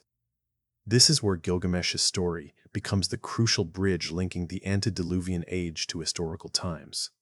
In his desperate quest for immortality, Gilgamesh decides to seek out the one human who is said to have conquered death, Utnapishtim, the survivor of the Great Flood. The epic describes Gilgamesh's arduous journey to find this legendary figure. He must cross mountains guarded by scorpion people, traverse the garden of the gods, cross the waters of death that no living person has ever crossed. The journey itself becomes a metaphor for the attempt to reach back across time to the antediluvian age, to bridge the gap between the post-flood mortal world and the pre-flood age of near immortals. When Gilgamesh finally finds Utnapishtim living in a distant paradise at the end of the world, he demands to know the secret of eternal life. Utnapishtim's response is to tell him the entire story of the flood, the Divine Council's decision to destroy humanity, Enki's secret warning whispered through the walls, the construction of the Ark, the terrible storm, the landing on the mountain, the sending of birds, and finally the gift of immortality, granted by the gods after the waters receded. This is one of the most remarkable moments in all ancient literature. Gilgamesh, a historical king from around 2700 BCE, listening to Utnapishtim, a figure from the antediluvian age before the flood, describe events that the King List dates to hundreds of thousands of years earlier. Myth and history, impossible past and verifiable present, meet and speak to each other across an incomprehensible gulf of time. Utnapishtim confirms everything the King List states. There was an antediluvian age. There were beings who lived for vast periods. There was a catastrophic flood that reset everything. The age of immortals ended, and the age of mortals began.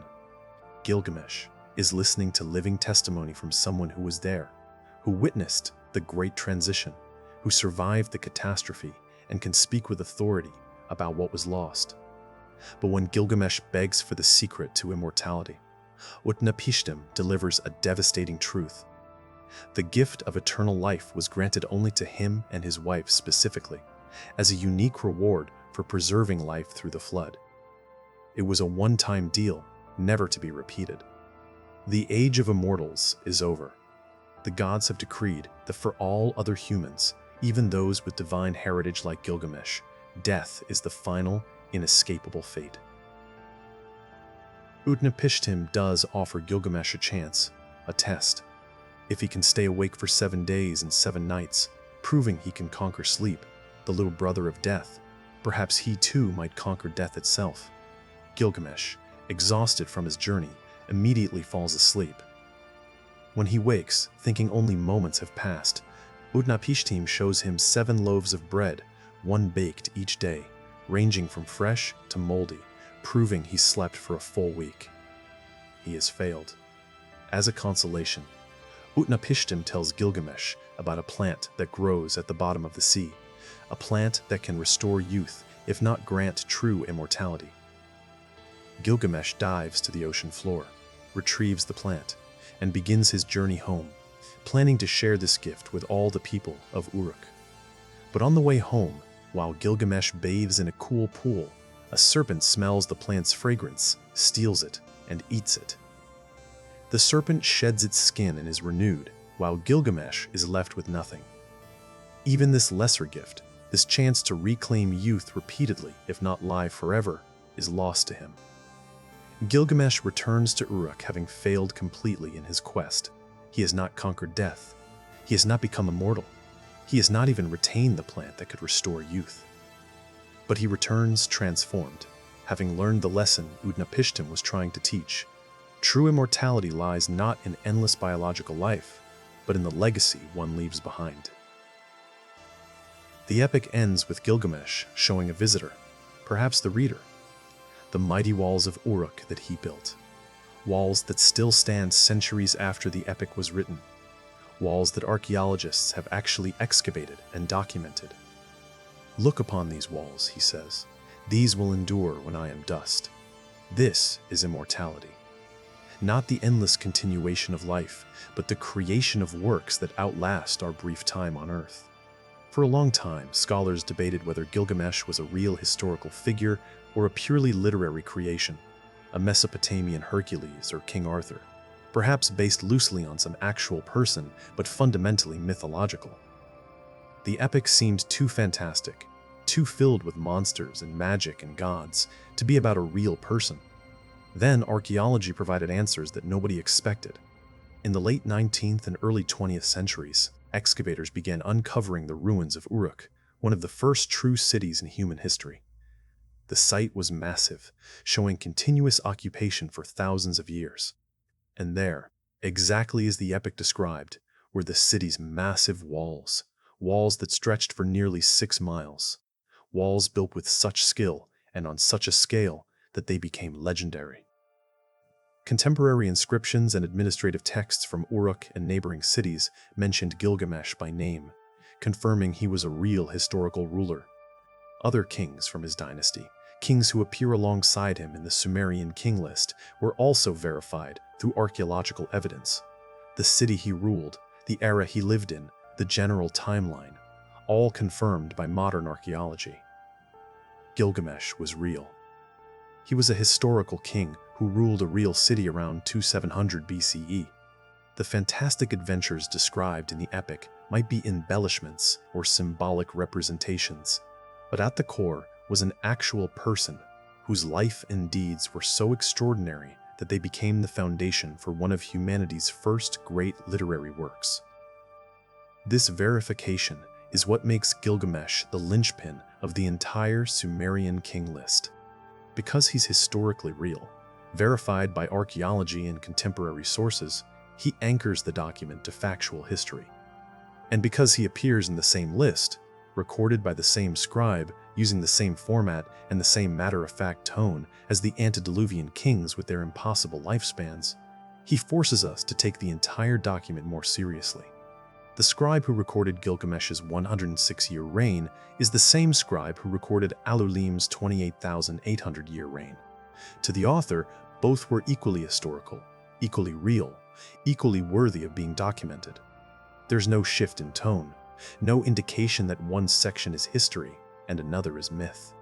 It's all presented as continuous chronology, an unbroken line of kingship from the moment it first descended from heaven through the flood and into the historical period that we can verify.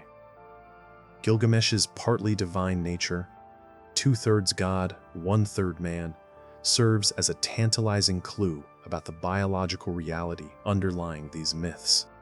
If we take the Anunnaki hypothesis seriously, Gilgamesh represents a later generation hybrid, someone who still carried enough non-human DNA to be recognizably different from purely human kings, but who had been diluted enough over generations that his lifespan was measured in barely over a century rather than tens of millennia. His quest for immortality becomes not just a universal human meditation on mortality, but a literal attempt to reclaim his birthright. The longevity that his ancestors possessed, that his genetic heritage suggested should be his, but which had been lost or limited after the flood. His failure represents the final, definitive end of the antediluvian legacy. Even someone with direct divine ancestry can no longer access the immortality that once characterized the god-kings. His encounter with Utnapishtim confirms the great discontinuity. The flood wasn't just a natural disaster that killed a lot of people. It was a fundamental reset of human existence, a boundary line across which biological and spiritual realities changed. Utnapishtim exists on the other side of that boundary, preserved as a living fossil from the antediluvian age, but his gift cannot be shared or repeated. The door back to that age is permanently closed. After Gilgamesh, the divine spark that had been fading since the flood finally gutters out completely. Subsequent kings in the King List have purely human lifespans and no claims to divine parentage. They are wholly, tragically mortal. The age of heroes gives way to the age of ordinary men. Gilgamesh stands on the shoreline between two worlds, 1 foot in the realm of gods and heroes, 1 foot in the realm of human history. He's the perfect transitional figure for an epic about the tragedy of mortality, about accepting human limitations, about finding meaning in our brief lives despite knowing we must die. He's also the perfect figure to validate the King List as a whole. Because he was real, because his city was real, because his dynasty was real and can be verified through multiple independent sources, he proves that the document containing his name isn't pure fantasy. It's a genuine historical record, even if portions of that record describe events and lifespans that challenge everything we think we know about human history and human biology. The Sumerian King List isn't asking us to simply believe on faith. It's presenting us with a document that includes verifiable historical figures alongside impossible antediluvian kings, and daring us to explain how the same text can be both accurate history and obvious fantasy. Gilgamesh is the key that forces this confrontation, the point where myth and history become so intertwined that separating them may be impossible, or perhaps unnecessary if we're willing to consider that our categories of myth and history are inadequate for understanding the deep past. To truly confront the mystery of the Sumerian King List, to take it at face value rather than explaining it away, we need a theoretical framework bold enough to accommodate its claims. In the 1970s, a controversial scholar named Zecharia Sitchin provided exactly that, proposing a theory so comprehensive, so audacious in scope, that it either explains everything or explains nothing, depending on whether you're willing to follow where the evidence leads. To Sitchin, the King List wasn't mythology at all. It was a corporate history, a bureaucratic record of an extraterrestrial intervention on planet Earth that lasted for hundreds of thousands of years and fundamentally shaped humanity's destiny. Where mainstream scholars saw primitive myth-making, Sitchin saw heavily redacted but essentially accurate historical documentation. Sitchin was fluent in Sumerian, Akkadian, Hebrew, and other ancient Near Eastern languages. As he studied thousands of cuneiform tablets, he claimed to find a consistent story that other translators had either missed or deliberately ignored. A story of beings called the Anunnaki, who came to Earth from another world, established civilization, created modern humans through genetic engineering, and ruled directly for hundreds of thousands of years before a catastrophe forced them to withdraw. The key to Sitchin's entire theory was a single celestial body that he believed ancient texts described, but modern astronomy hadn't yet acknowledged: Nibiru, the planet of the crossing. According to Sitchin's reading of Sumerian astronomical texts, particularly the Enuma Elish creation epic, Nibiru was a massive planet with a highly elliptical orbit that brought it through the inner solar system only once every 3,600 years before flinging it back out into the darkness of deep space beyond Pluto. That number, 3,600 years, was Sitchin's Rosetta Stone, the key that unlocked the entire mystery. It was a perfect, stunning match for the Sumerian SA, the basic unit used to calculate the antediluvian king's impossibly long reigns. Suddenly, the numbers in the King List snapped into perfect focus. The reigns of 28,800 years, 8 SARS, 36,000 years, 10 SARS, and 40,200 years, 12 SARS, weren't symbolic numbers or exaggerated Earth years. They were literal counts of Nibiru's orbital periods: 8 orbits, 10 orbits, 12 orbits. The scribes weren't using Earth's calendar. They were using the calendar of the gods, the calendar of the Anunnaki's homeworld. From this perspective, Alulim's 28,800-year reign becomes 8 Nibiru years, a perfectly reasonable term of office for an extraterrestrial governor managing an Earth colony. The beings who ruled before the flood weren't immortal from a human perspective. They were simply living according to their own planet's much longer year. But why did the Anunnaki come to Earth at all? Sitchin's answer, derived from his translations of various Sumerian texts, was both mundane and profound. They came for gold. Nibiru's atmosphere was failing, damaged by some cosmic catastrophe, or perhaps simply degrading over time. Their scientists determined that suspending fine particles of gold in the upper atmosphere could create a protective shield, reflecting harmful radiation and stabilizing their environment.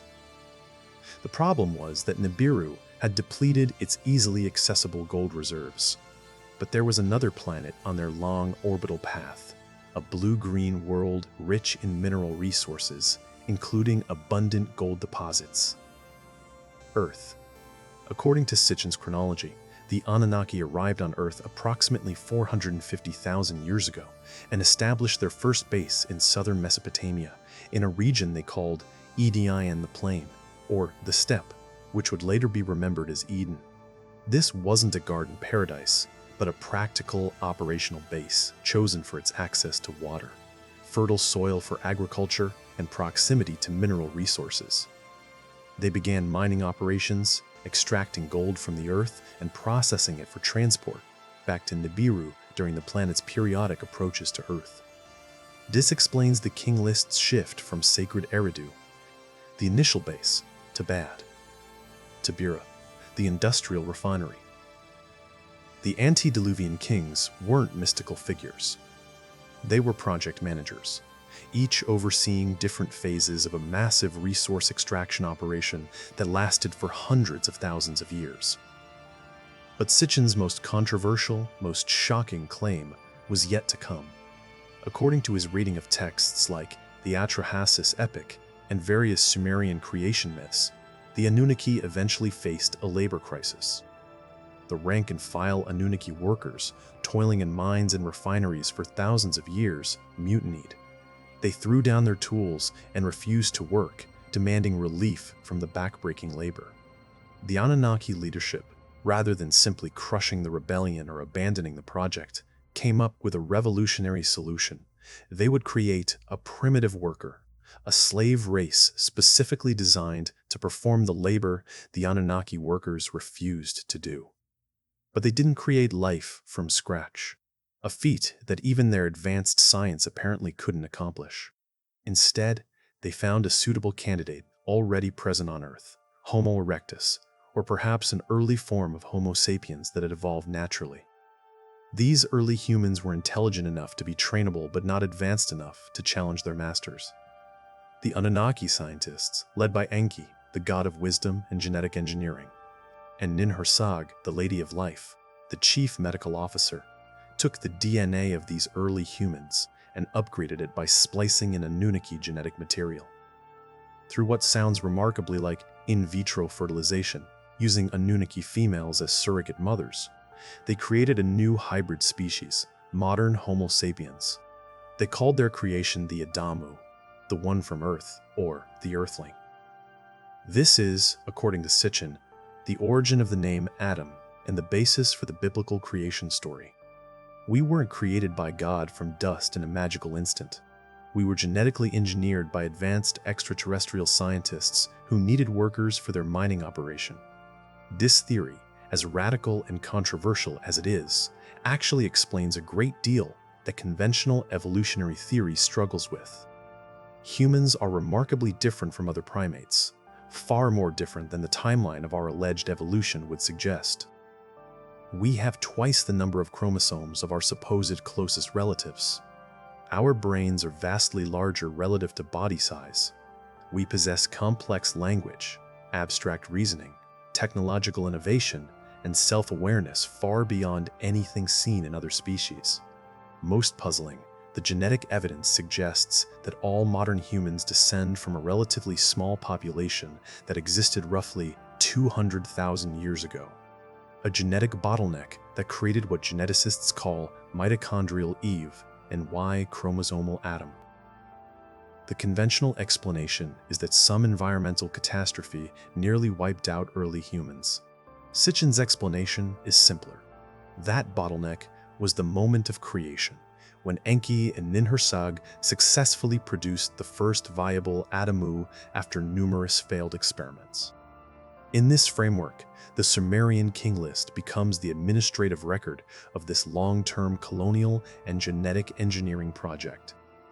The antediluvian kings, Alulim, Alalgar, Enmenluanna, and the rest, were Anunnaki commanders assigned to govern the Earth operation, their reigns measured in their homeworld's long years. Kingship descended from heaven was a literal description of extraterrestrial administrators arriving to manage the project. The specialization of different kings in different cities reflects different phases and aspects of the operation. Eridu, under Alulim and Alalgar, initial base establishment and human population management. Bad-Tibira, under Enmenluanna and Enmengalanna, industrial mining and refining operations. Larak, under Ensipadzidana, environmental management and ecological stabilization.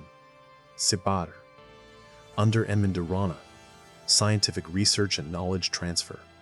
Shuruppak, under Ubara-Tutu, final phase before planned withdrawal.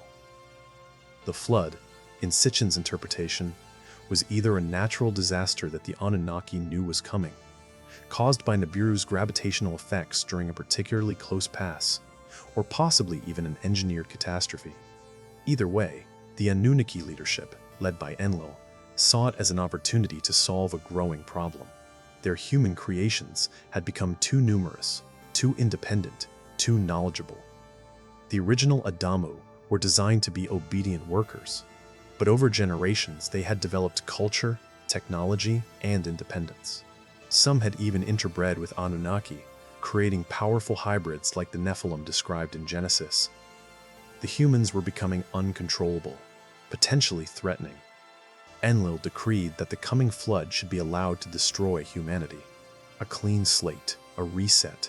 But Enki, who had been intimately involved in creating humans and had developed genuine affection for his creations, couldn't bear to see them completely destroyed. He found a loophole. He was forbidden to tell humans directly about the flood, but he wasn't forbidden from speaking to walls. So he went to Utnapishtim's house and, ostensibly addressing the walls rather than the man inside, revealed what was coming and provided instructions for survival. This act of compassionate rebellion saved humanity while technically not violating Enlil's decree, a clever solution worthy of the god of wisdom. After the flood, most Anunnaki left Earth, either because their mission was complete or because the catastrophe had damaged their infrastructure beyond easy repair. They left behind a small contingent to oversee humanity's recovery and appointed human kings descendants of Anunnaki, human hybrids like Utnapishtim to rule in their absence. This explains the post-flood pattern in the King List, dramatically shorter reigns as each generation became more human and less Anunnaki, eventually settling into fully human lifespans once the genetic legacy had diluted sufficiently. Mainstream academia rejects Sitchin's work almost entirely. Assyriologists and Sumerologists have challenged his translations, arguing he mistranslated key terms, misunderstood grammatical structures, and read his theories into texts rather than deriving them from texts. Astronomers point out that no evidence exists for a planet like Nibiru, no gravitational perturbations suggesting a large body in the outer solar system, no observations of such a planet during its alleged periodic approaches. But to Sitchin's millions of followers worldwide, these objections miss the point. The theory's power lies not in any single translation or astronomical claim, but in its comprehensive, explanatory scope. It takes dozens of disconnected mysteries. The King List numbers, the sudden emergence of civilization, the Sumerian problem, the global flood myths, the Nephilim, the creation of humans, the divine right of kings, the worship of planetary deities, and weaves them into a single coherent narrative. Whether Sitchin was right about the specific details, Nibiru's existence, the exact nature of the genetic engineering, the Anunnaki's motivations, is perhaps less important than recognizing what his work accomplished. It demonstrated that ancient texts like the King List could be read literally rather than symbolically, that doing so produced a coherent, if controversial, explanation, and that the ancients themselves might have been recording actual events rather than inventing myths. The Anunnaki hypothesis forces us to take seriously the possibility that humanity's origins are stranger, more complex, and more literally connected to the gods than comfortable modern narratives allow. It suggests we might be a hybrid species, part terrestrial evolution and part extraterrestrial engineering, carrying genetic legacy from beings whose nature and origin remain mysterious. Whether that heritage comes from literal extraterrestrials from another planet, from a previous advanced human civilization that we've forgotten, from time travelers, from interdimensional beings, or from something else entirely, the core insight remains: the gods may have been real. Their interactions with humanity may have been physical rather than purely spiritual, and the records they left behind may be far more historically accurate than we've been willing to acknowledge. We have journeyed from a clay prism discovered in the Iraqi desert to the farthest reaches of speculation about human origins. We've examined kings who ruled for impossibly long periods, cities that may have been extraterrestrial bases, floods that reset civilization, and the possibility that we are a genetically engineered species carrying the blood of gods in our veins. The Sumerian King List, that small artifact no bigger than a paperback book, has opened doors we cannot easily close. It has asked questions we cannot definitively answer.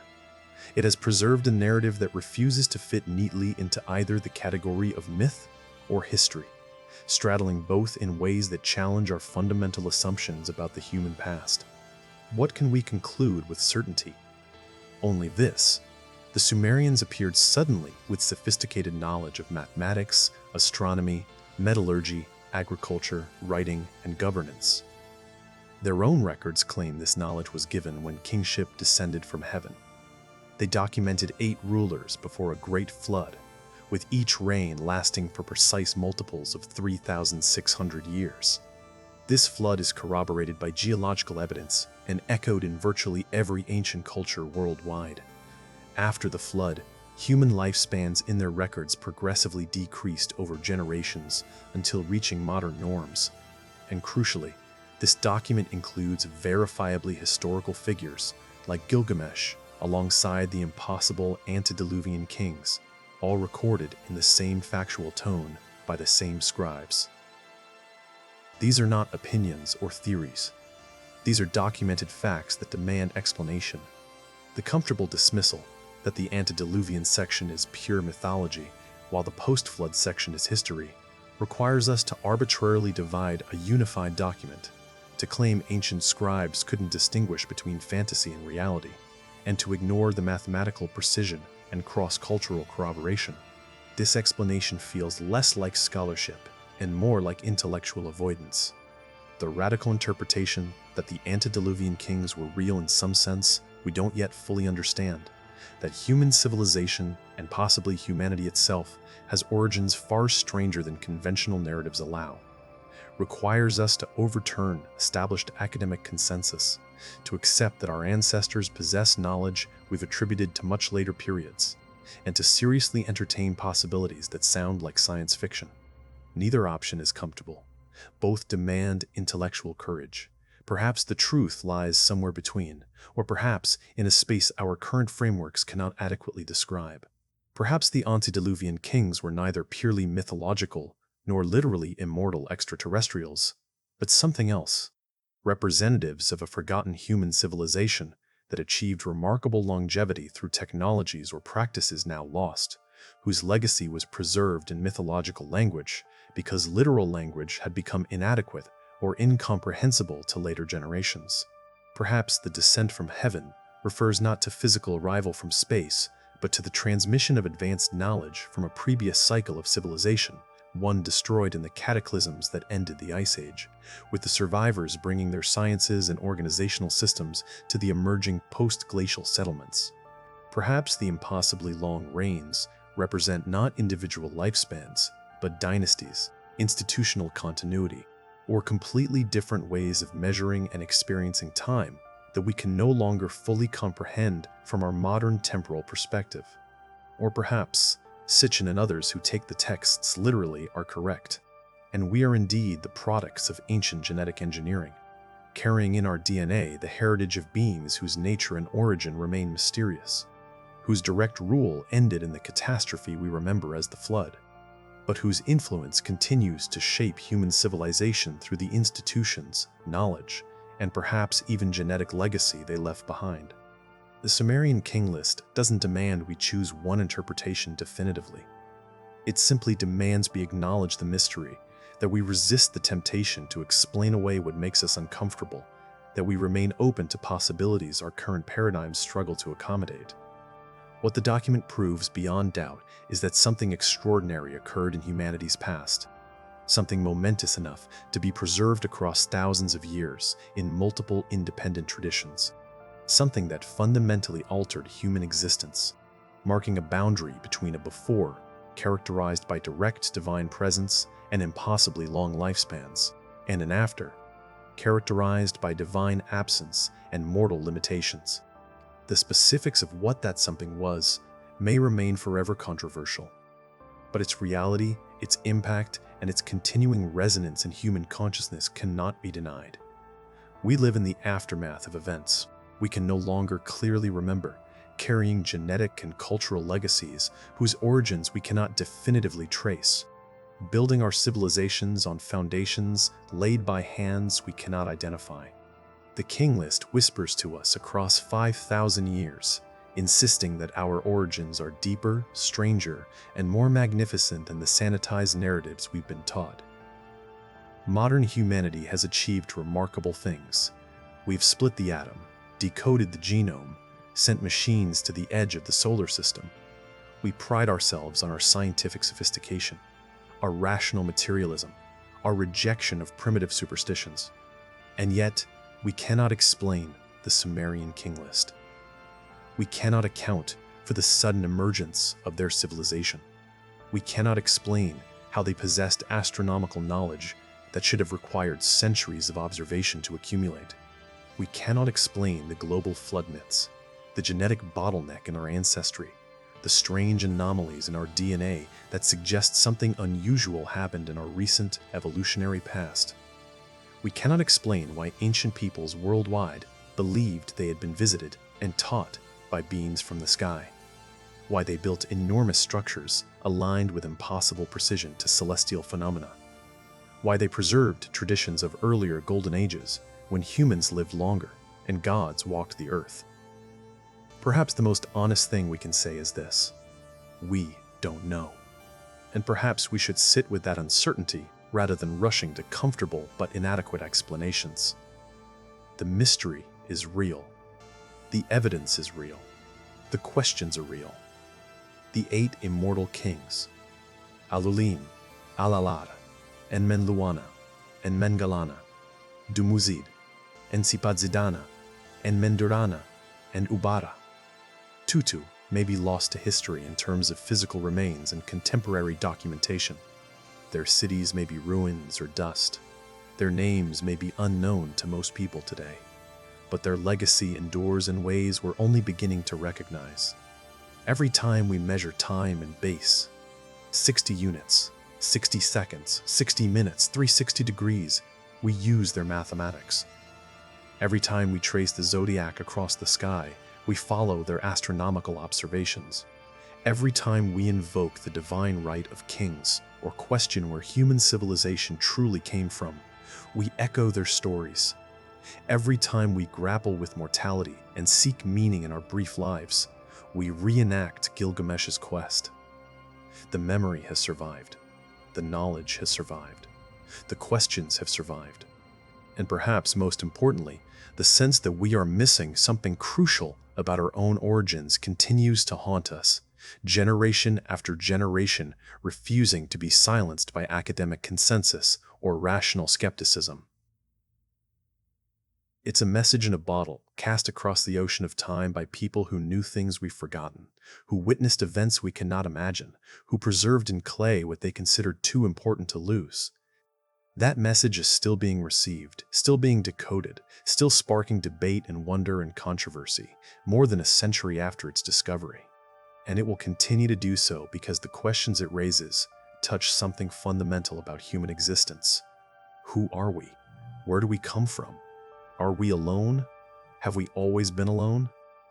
The tablet cannot give us definitive answers, but it can, and does, remind us that the answers we've been given may be incomplete, that history may extend far deeper than we've acknowledged, and that the line between gods and men, between myth and history, between the impossible and the merely unlikely, is far more uncertain than we're comfortable admitting. If the clay tablets could speak directly to us today, what would they say? Perhaps something like this: we were here before you. We witnessed what you have forgotten. We recorded what you now call impossible. We preserved what the flood could not completely destroy. You think yourselves the first, the most advanced, the masters of knowledge. But you are children playing in the ruins of wonders you cannot understand. The answers you seek are written in stone and pressed in clay, buried beneath sand and water, encoded in myths you dismissed as fantasy. Open your eyes. Open your minds. Listen to what we are trying to tell you.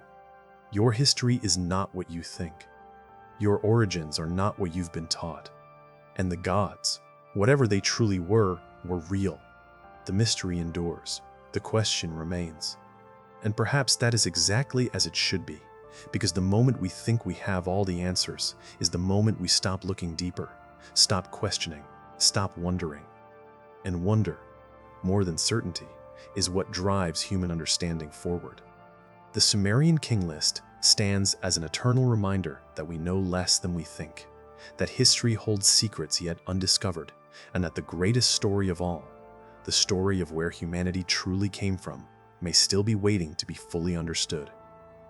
The 8 kings ruled for 241,200 years before the flood swept over. Then came a new age, a diminished age, our age. We build our civilizations in the ruins of what came before, carrying in our myths and monuments the fading memory of when gods walked the earth and time moved differently.